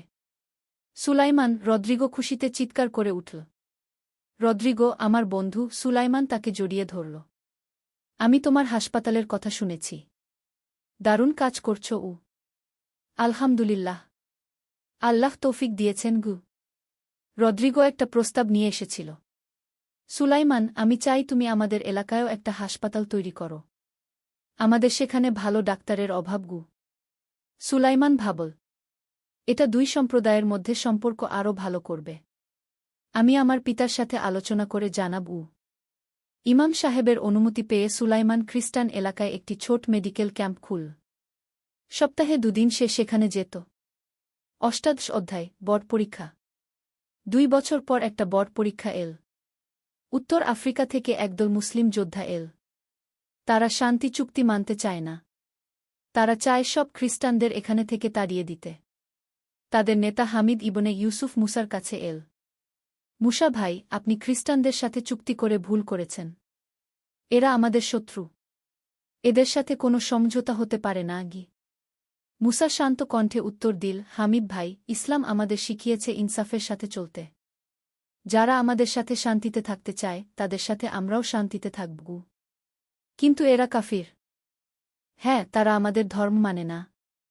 কিন্তু আল্লাহ বলেছেন, দিনের ব্যাপারে কোনো জোরজবরদস্তি নেই। তারা যদি আমাদের উপর আক্রমণ না করে, আমরাও তাদের উপর আক্রমণ করব না গি। হামিদ রাগে ফেটে পড়ল। আপনি খ্রিস্টানদের বন্ধু হয়ে গেছেন। আপনার মুসলমানিত্ব নিয়ে সন্দেহ আছে। এই কথায় মুসার চোখে আগুন জ্বলে উঠল। কিন্তু সে নিজেকে সংযত রাখল। হামিদ ভাই, আপনি আমার ঈমান নিয়ে প্রশ্ন তুলতে পারেন না। আমি আল্লাহ ও তার রাসূলের নির্দেশ অনুসরণ করে চলি। 49 অধ্যায়, সমাধানের পথ। হামিদ ও তার অনুসারীরা চলে গেলেও সমস্যার সমাধান হল না। তারা গোপনে খ্রিস্টান এলাকায় আক্রমণের পরিকল্পনা করতে লাগল। সুলাইমান এই খবর পেল রদ্রিগোর কাছ থেকে। সুলাইমান, আমাদের গুপ্তচরেরা খবর দিয়েছে যে কিছু মুসলিম যোদ্ধা আমাদের গ্রামে আক্রমণের পরিকল্পনা করছে। তুমি কি করো? সুলাইমান গভীর চিন্তায় পড়ে গেল। একদিকে তার নিজের ধর্মের মানুষ, অন্যদিকে নিরীহ মানুষদের রক্ষা করার দায়িত্ব। রদ্রিগো, আমি আমার ভাইয়ের সাথে কথা বলবো। কিন্তু তুমিও তোমার লোকদের বলো তারা যেন কোনো উস্কানিতে না আসে। সুলাইমান মুসার কাছে গেল। ভাই, একটা বড় সমস্যা দেখা দিয়েছে। সবকিছু শুনে মুসা বলল, এই হামিদ আমাদের শান্তি নষ্ট করতে চায়। আমাদের কিছু করতে হবে। কি করবে? আমি হামিদের সাথে একটা খোলা বিতর্কের আয়োজন করব। লোকজনের সামনে প্রমাণ করব কোনটা ইসলামের সঠিক নির্দেশনা। পরের জুমুয়ার দিন মসজিদে একটা বিশেষ আলোচনা সভার আয়োজন করা হল। হামিদ ও মুসা দুজনেই তাদের মতামত পেশ করল। হামিদ বলল, ভাইয়েরা, কাফিরদের সাথে বন্ধুত্ব করা হারাম। আমাদের তাদের সাথে লড়াই করতে হবে। মুসা তার উত্তরে বলল, ভাইয়েরা, আল্লাহ কোরআনে বলেছেন, যারা দিনের ব্যাপারে তোমাদের সাথে যুদ্ধ করেনি এবং তোমাদের দেশ থেকে বহিষ্কার করেনি, তাদের সাথে সদ্ব্যবহার ও ইনসাফ করতে আল্লাহ তোমাদের নিষেধ করেন না। লোকজন মুসার যুক্তি শুনে মুগ্ধ হল। তারা বুঝতে পারল মুসাই সঠিক পথে আছে। 20 অধ্যায়, চূড়ান্ত বিজয়। হামিদ লজ্জিত হয়ে চলে গেল। তার অনুসারীরাও তাকে ছেড়ে দিল। শান্তি চুক্তি আবার দৃঢ় ভিত্তির উপর দাঁড়াল। কিছুদিন পর একটা বড় প্রাকৃতিক দুর্যোগ হল। ভূমিকম্পে অনেক বাড়িঘর ভেঙে পড়ল। মুসলিম ও খ্রিস্টান উভয় এলাকায় ক্ষয়ক্ষতি হল। সুলাইমান তাৎক্ষণিকভাবে একটা ত্রাণ দল গঠন করল। মুসলিম ও খ্রিস্টান যুবকরা একসাথে কাজ করল। রদ্রিগোর নেতৃত্বে খ্রিস্টান যুবকরাও মুসলিম এলাকায় সাহায্য পৌঁছাল। এই দৃশ্য দেখো, ইমাম আবু ইউসুফ হারুনকে বলল, বিপদের সময় সব মানুষ একই। সুলাইমান সত্যিই একটা দারুণ কাজ করেছে, হারুন বলল। সে দুই সম্প্রদায়ের মধ্যে সেতুবন্ধন তৈরি করেছে। 21 অধ্যায়, উপসংহার, নতুন প্রজন্ম। 10 বছর পরে দার আল হিকমাহ গ্রাম পরিণত হয়েছে একটা ছোট্ট শহরে। এখানে মুসলিম ও খ্রিস্টান দুই সম্প্রদায়ের মানুষ শান্তিতে বাস করে।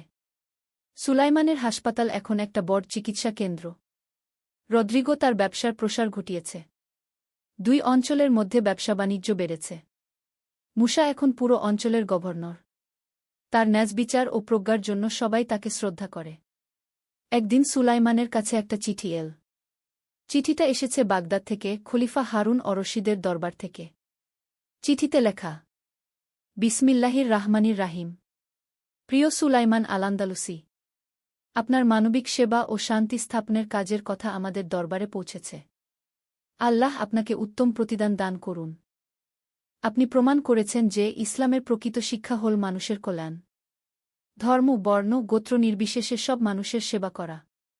আপনাকে সালাহাদ্দিন আলাইজুবি পদক দেওয়া হল। এটা তাদেরই দেওয়া হয় যারা শান্তি ও মানবতার সেবায় অসামান্য অবদান রাখে। বারাকাল্লাহু ফিকুম। খলিফা হারুন অর-রশিদ। সুলাইমানের চোখে পানি এসে গেল। সে বুঝতে পারল আল্লাহ তার ছোট্ট প্রচেষ্টাকে কবুল করেছেন। সেই সন্ধ্যায় পরিবারের সকলে একসাথে বসল। ইমাম আবু ইউসুফ এখন অনেক বৃদ্ধ, কিন্তু তার চোখে এখনও সেই তেজ। আল্লাহর শুকরিয়া, তিনি বলল, আমার ছেলেরা আমার স্বপ্নের চেয়েও বড় কাজ করেছে। পিতা সুলাইমান বলল, আপনি আমাদের যে শিক্ষা দিয়েছেন সেটাই আমাদের আসল শক্তি। আর এখন আমাদের পরবর্তী প্রজন্মকে এই শিক্ষা দিতে হবে, মুসা বলল। বাইরে সূর্য অস্ত যাচ্ছে। কিন্তু দার আল হিকমাহর মানুষদের হৃদয়ে একটা নতুন সূর্যের উদয় হয়েছে। শান্তি, সম্প্রীতি আর মানবতার সূর্য। উপসংহার, শিক্ষা। এই গল্পের শিক্ষা: 1. ইসলামের প্রকৃত জিহাদ হল অন্যায়ের বিরুদ্ধে সংগ্রাম। এটা শুধু যুদ্ধক্ষেত্রে নয়, জীবনের সব ক্ষেত্রে। 2. মানুষের সেবা করা, অসহায়দের পাশে দাঁড়ানো, শান্তি স্থাপন করা, এগুলোও জিহাদের অংশ। 3. ইসলাম অন্য ধর্মের মানুষদের সাথে শান্তিপূর্ণ সহাবস্থানে বিশ্বাস করে। ন্যায়বিচার ও মানবতার ভিত্তিতে সম্পর্ক গড়ে তোলা যায়। 4 যুদ্ধ থেকে শান্তি, ঘৃণা থেকে ভালোবাসা, বিভেদ থেকে ঐক্য, এই রূপান্তরই ইসলামের আসল লক্ষ্য। 5 একজন সত্যিকারের মুমিন সব মানুষের কল্যাণে কাজ করে। ধর্ম, বর্ণ, জাতি নির্বিশেষে। আল্লাহ আমাদের সবাইকে এই আদর্শ অনুসরণ করার তৌফিক দান করুন। আমিন। সমাপ্ত। যে ব্যক্তি একটি প্রাণ রক্ষা করল, সে যেন সমগ্র মানবজাতিকে রক্ষা করল। আল কোরআন, সূরা মাইদা, আয়াত 3-2। আল্লাহ রহমতে খোদা প্রেমের গল্প। প্রথম অধ্যায়, হারিয়ে যাওয়া পথ। বাগদাদের বিখ্যাত বাজারে হাকিম নামে এক তরুণ ব্যবসায়ী বাস করতেন। তিনি ছিলেন অত্যন্ত বুদ্ধিমান এবং পরিশ্রমী, কিন্তু দুর্ভাগ্যবশত তার অন্তরে আল্লাহর প্রতি কোনো ভালোবাসা ছিল না। তিনি কেবল অর্থ উপার্জন এবং পার্থিব সুখের পেছনে ছুটে বেড়াতেন। হাকিমের দোকানে সব ধরনের মূল্যবান জিনিস পাওয়া যেত, সোনা, রূপা, হীরা, মুক্তা এবং দামি কাপড়। তার গ্রাহকরা ছিলেন শহরের ধনী ব্যক্তিরা। কিন্তু যখন কোনো গরিব মানুষ তার দোকানে আসতেন, হাকিম তাদের সাথে রুট ব্যবহার করতেন এবং তাড়িয়ে দিতেন। একদিন সকালে হাকিম তার দোকানে বসে হিসাব নিকাশ করছিলেন। হঠাৎ একজন বৃদ্ধ লোক তার দোকানে প্রবেশ করলেন।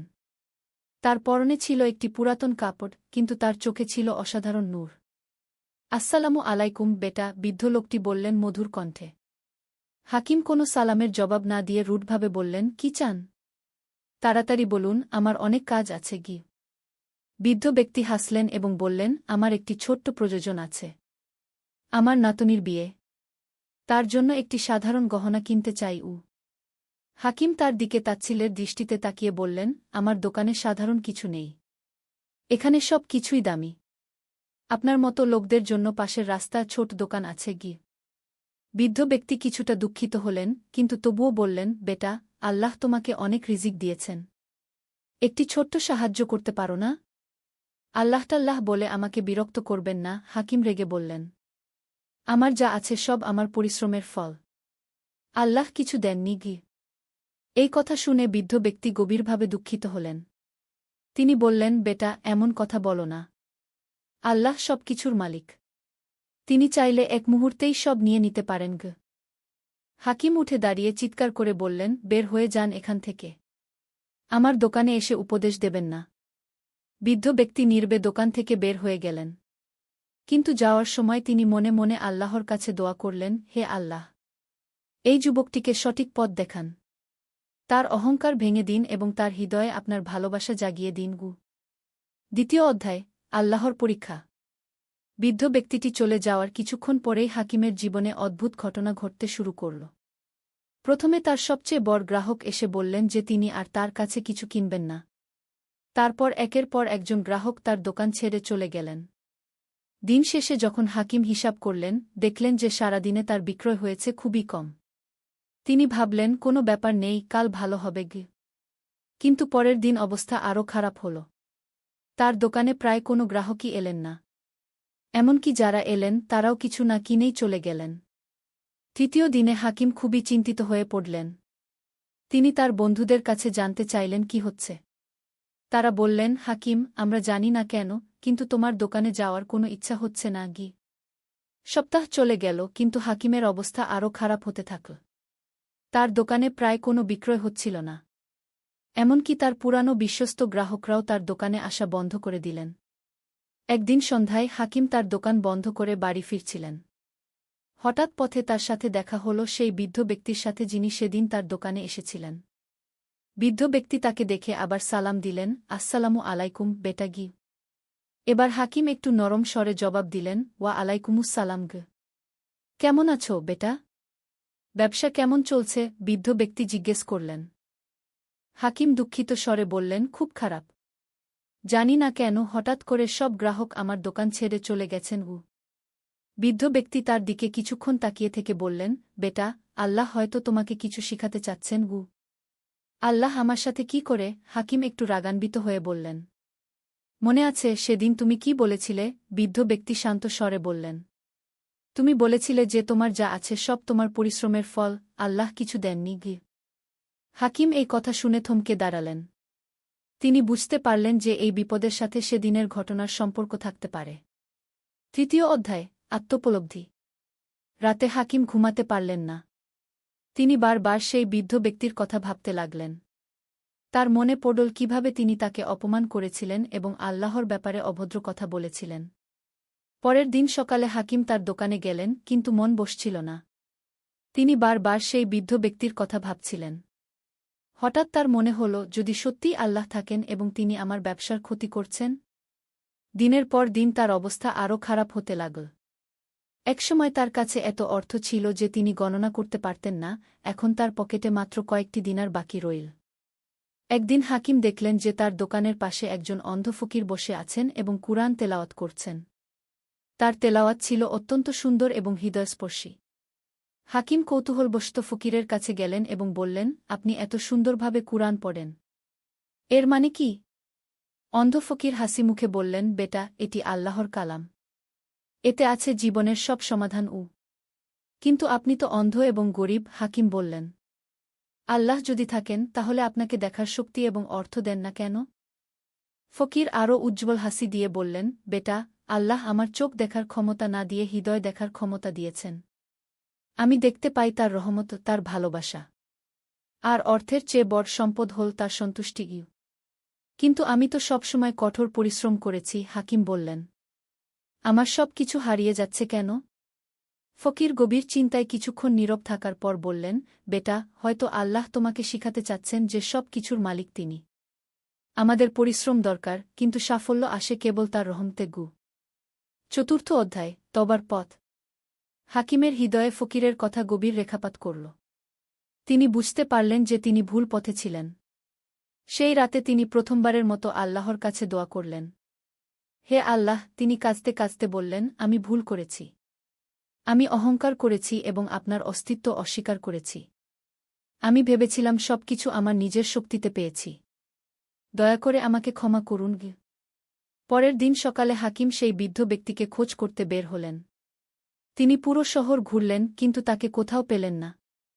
অবশেষে একজন মসজিদের ইমাম তাকে বললেন যে সেই বৃদ্ধ ব্যক্তি শহরের বাইরে একটি গ্রামে থাকেন। হাকিম সেই গ্রামে গেলেন এবং অনেক খোঁজাখুঁজির পর বৃদ্ধ ব্যক্তিকে পেলেন। তিনি একটি ছোট্ট কুঁড়েঘরে থাকতেন এবং গ্রামের লোকদের কুরআন পড়াতেন। হাকিম তার সামনে গিয়ে কাঁদতে কাঁদতে বললেন, চাচা যান, আমি ভুল করেছি। আমি আপনার সাথে খুব খারাপ ব্যবহার করেছি। দয়া করে আমাকে ক্ষমা করুন। বৃদ্ধ ব্যক্তি তাকে তুলে নিয়ে বুকে জড়িয়ে ধরলেন এবং বললেন, বেটা, আমি তোমাকে অনেক আগেই ক্ষমা করে দিয়েছি। আল্লাহ তোমাকে ক্ষমা করবেন। তুমি এখন সঠিক পথে ফিরে এসেছ। কিন্তু আমার ব্যবসা পুরোপুরি ধ্বংস হয়ে গেছে। হাকিম বললেন, এখন আমি কি করব? বৃদ্ধ ব্যক্তি বললেন, বেটা, আল্লাহ যখন কিছু নিয়ে নেন তখন তার পরিবর্তে আরও ভালো কিছু দেন। তুমি ধৈর্য রাখো এবং তার উপর ভরসা করো।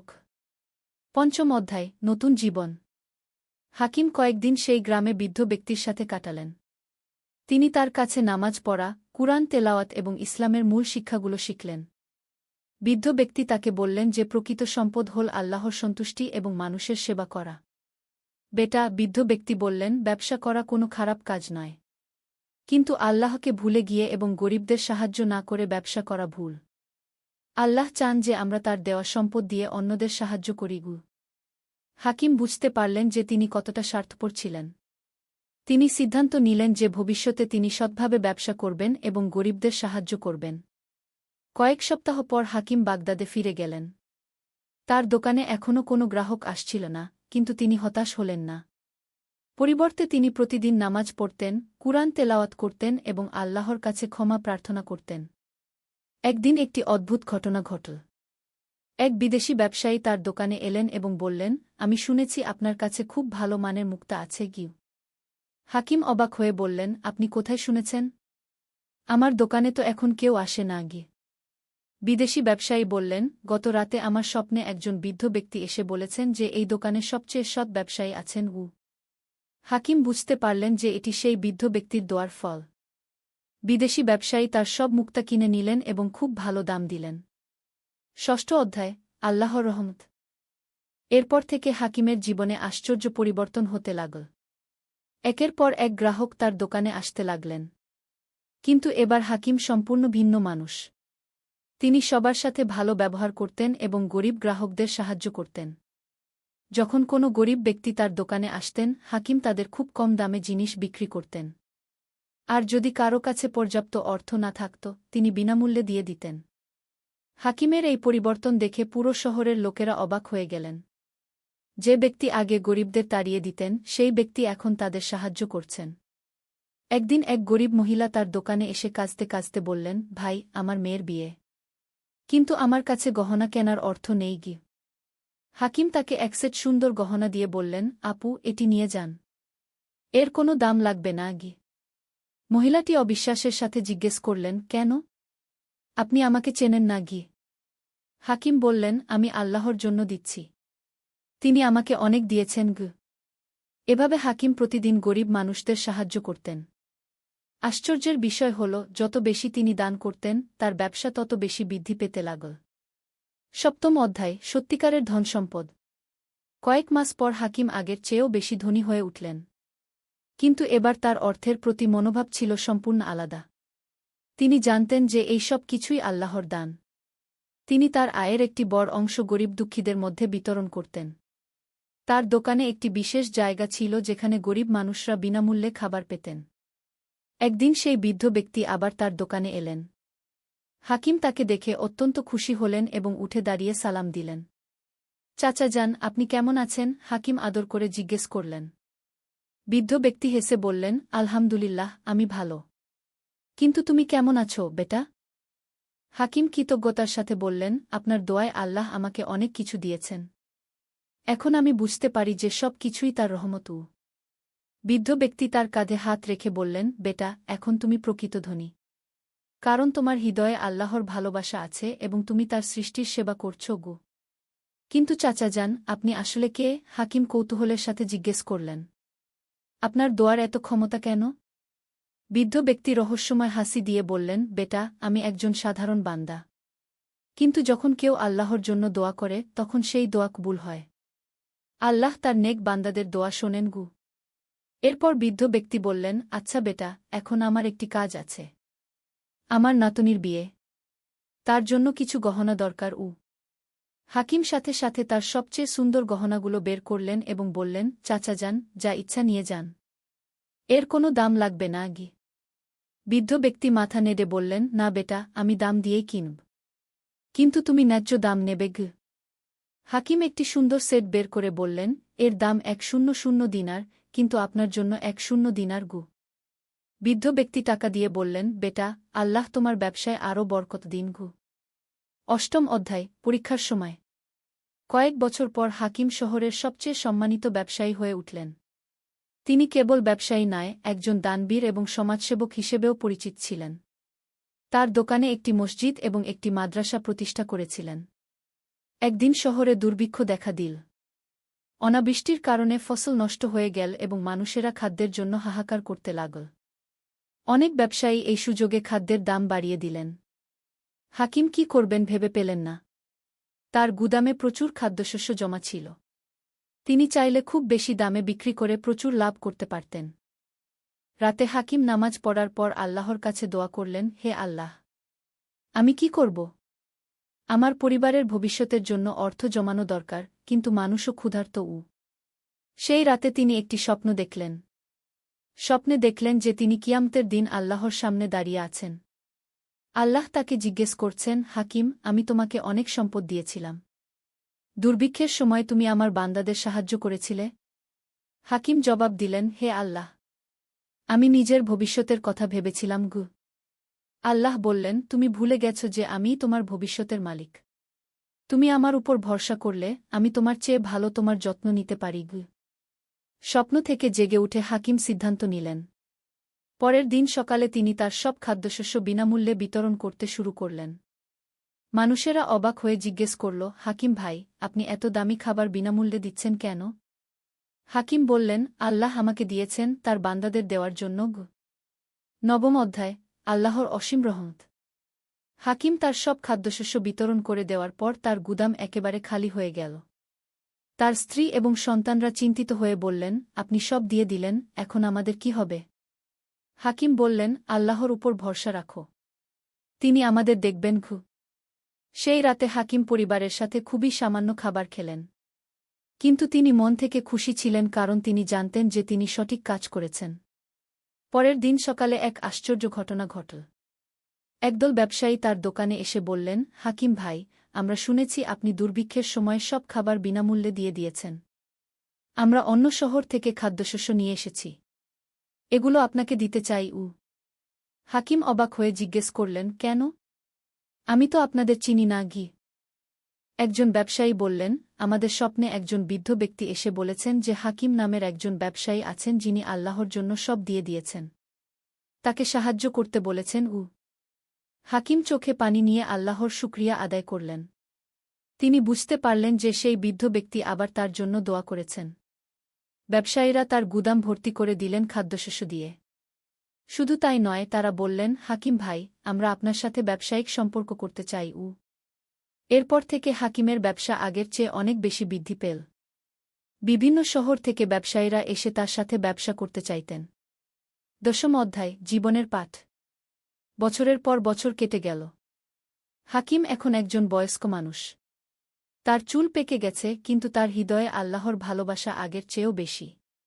তিনি এখন শুধু একজন ব্যবসায়ী নন, একজন আধ্যাত্মিক গুরু। অনেক তরুণ তার কাছে এসে জীবনের পরামর্শ চান। একদিন এক তরুণ ব্যবসায়ী তার কাছে এসে বলল, হাকিম চাচা, আমি খুব পরিশ্রম করি কিন্তু সাফল্য পাচ্ছি না। কি করব? হাকিম তার দিকে তাকিয়ে বললেন, বেটা, তুমি কি আল্লাহর উপর ভরসা করো? তুমি কি গরিবদের সাহায্য করো? তরুণটি বলল, আমি নামাজ পড়ি, কিন্তু গরিবদের সাহায্য করার মতো অবস্থা আমার নেই। হাকিম হেসে বললেন, বেটা, আমি একসময় তোমার মতোই ভাবতাম। আমি মনে করতাম সবকিছু আমার পরিশ্রমের ফল। কিন্তু আল্লাহ আমাকে শিক্ষা দিয়েছেন যে সাফল্য আসে তার রহমতে।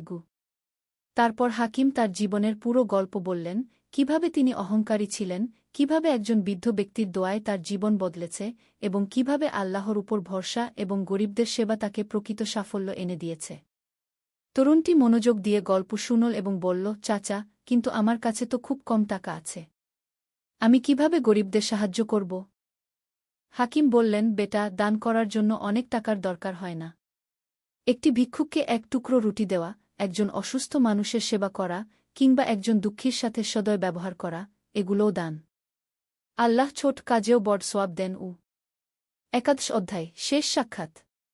হাকিমের বয়স যখন 70 হল, তখন সেই বৃদ্ধ ব্যক্তি আবার তার সাথে দেখা করতে এলেন। কিন্তু এবার তিনি খুবই দুর্বল দেখাচ্ছিলেন। হাকিম তাকে দেখে খুব খুশি হলেন এবং আদর করে বসালেন। চাচা যান, আপনি কেমন আছেন? তিনি জিজ্ঞেস করলেন। বৃদ্ধ ব্যক্তি ক্ষীণ কণ্ঠে বললেন, বেটা, আল্লাহ আমাকে ডাকছেন। আমার সময় প্রায় শেষ। হাকিম দুঃখিত হয়ে বললেন, আপনি এমন কথা বলবেন না। আল্লাহ আপনাকে দীর্ঘজীবন দিন। বৃদ্ধ ব্যক্তি হাসলেন এবং বললেন, বেটা, মৃত্যু তো আল্লাহর ইচ্ছা। আমি খুশি যে আমার শেষ সময়ে তোমার মতো একজন নেক বান্দাকে দেখে যেতে পারলাম। চাচা যান, হাকিম বললেন, আপনিই আমার জীবন বদলে দিয়েছেন। আমি আপনার কাছে কৃতজ্ঞ। বৃদ্ধ ব্যক্তি তার হাতে হাত রেখে বললেন, বেটা, আমি কিছুই করিনি। সবকিছু আল্লাহর করা। তোমার হৃদয়ে তোবার বীজ ছিল, আমি শুধু পানি দিয়েছি। তারপর তিনি বললেন, বেটা, আমার একটি শেষ ইচ্ছা আছে। বলুন, যা চাইবেন। হাকিম বললেন, তুমি এই শিক্ষা অন্য মানুষদের মধ্যে ছড়িয়ে দিও। মানুষকে বলো যে প্রকৃত সাফল্য আসে আল্লাহর উপর ভরসা এবং তার সৃষ্টির সেবা থেকে। হাকিম কাঁদতে কাঁদতে বললেন, আমি প্রতিজ্ঞা করছি, আমি এই বার্তা সবার কাছে পৌঁছে দেব। দ্বাদশ অধ্যায়, অমর শিক্ষা। বৃদ্ধ ব্যক্তিটি কয়েকদিন পর ইন্তেকাল করলেন। হাকিম তার জানাজায় অংশগ্রহণ করলেন এবং তার কবরে নিয়মিত ফাতেহা পড়তেন। হাকিম তার প্রতিজ্ঞা অনুযায়ী মানুষের মধ্যে এই শিক্ষা ছড়িয়ে দিতে লাগলেন। তিনি তার দোকানের পাশে একটি ছোট্ট সভাগার তৈরি করলেন যেখানে প্রতি সপ্তাহে তিনি মানুষদের কাছে ইসলামের সুন্দর শিক্ষা তুলে ধরতেন। তিনি বলতেন, ভাই ও বোনেরা, আমি একসময় ভেবেছিলাম যে সাফল্য মানে শুধু অর্থ উপার্জন। কিন্তু আল্লাহ আমাকে শিখিয়েছেন যে প্রকৃত সাফল্য হল তার সন্তুষ্টি অর্জন এবং মানুষের সেবা করা। যখন আমরা আল্লাহর উপর ভরসা করি এবং তার সৃষ্টির সাহায্য করি, তখন তিনি আমাদের এমন বরকত দেন যা আমরা কল্পনাও করতে পারি না। হাকিমের এই কথাগুলো মানুষের হৃদয়ে গভীর রেখাপাত করত। অনেক অহংকারী ব্যবসায়ী তার কথা শুনে তওবা করতেন এবং গরিবদের সাহায্য করতে শুরু করতেন। হাকিম আরও বলতেন, মনে রাখবেন, আমাদের সব সম্পদ আল্লাহর আমানত। আমরা শুধু তার তত্ত্বাবধায়ক। একদিন আমাদের এই আমানতের হিসাব দিতে হবে। উপসংহার, শিক্ষা ও বার্তা। হাকিম ৮-৫ বছর বয়সে ইন্তেকাল করলেন। তার মৃত্যুর সময় পুরো বাগদাদ শহর শোকে মুহ্যমান হয়ে পড়ল। হাজারো মানুষ তার জানাজায় অংশগ্রহণ করলেন। তার ছেলে তার ব্যবসা এবং সমাজসেবার কাজ চালিয়ে গেলেন। হাকিমের প্রতিষ্ঠিত মসজিদ, মাদ্রাসা এবং দাতব্য প্রতিষ্ঠানগুলো আজও মানুষের সেবা করে চলেছে। কিন্তু হাকিমের সবচেয়ে বড় উপহার হল তার জীবনের শিক্ষা। তিনি প্রমাণ করেছেন যে ১. অহংকার মানুষকে ধ্বংস করে। যখন আমরা ভুলে যাই যে সব কিছু আল্লাহর দান, তখন আমরা অহংকারী হয়ে উঠি এবং পতনের দিকে এগিয়ে যাই। ২. তবার দরজা সবসময় খোলা, যতই বড় পাপ করুক, আল্লাহ সবসময় ক্ষমা করার জন্য প্রস্তুত। শুধু প্রয়োজন সত্যিকারের অনুশোচনা। ৩. দানে বরকত আসে, যত বেশি দান করবেন, আল্লাহ তত বেশি দেবেন।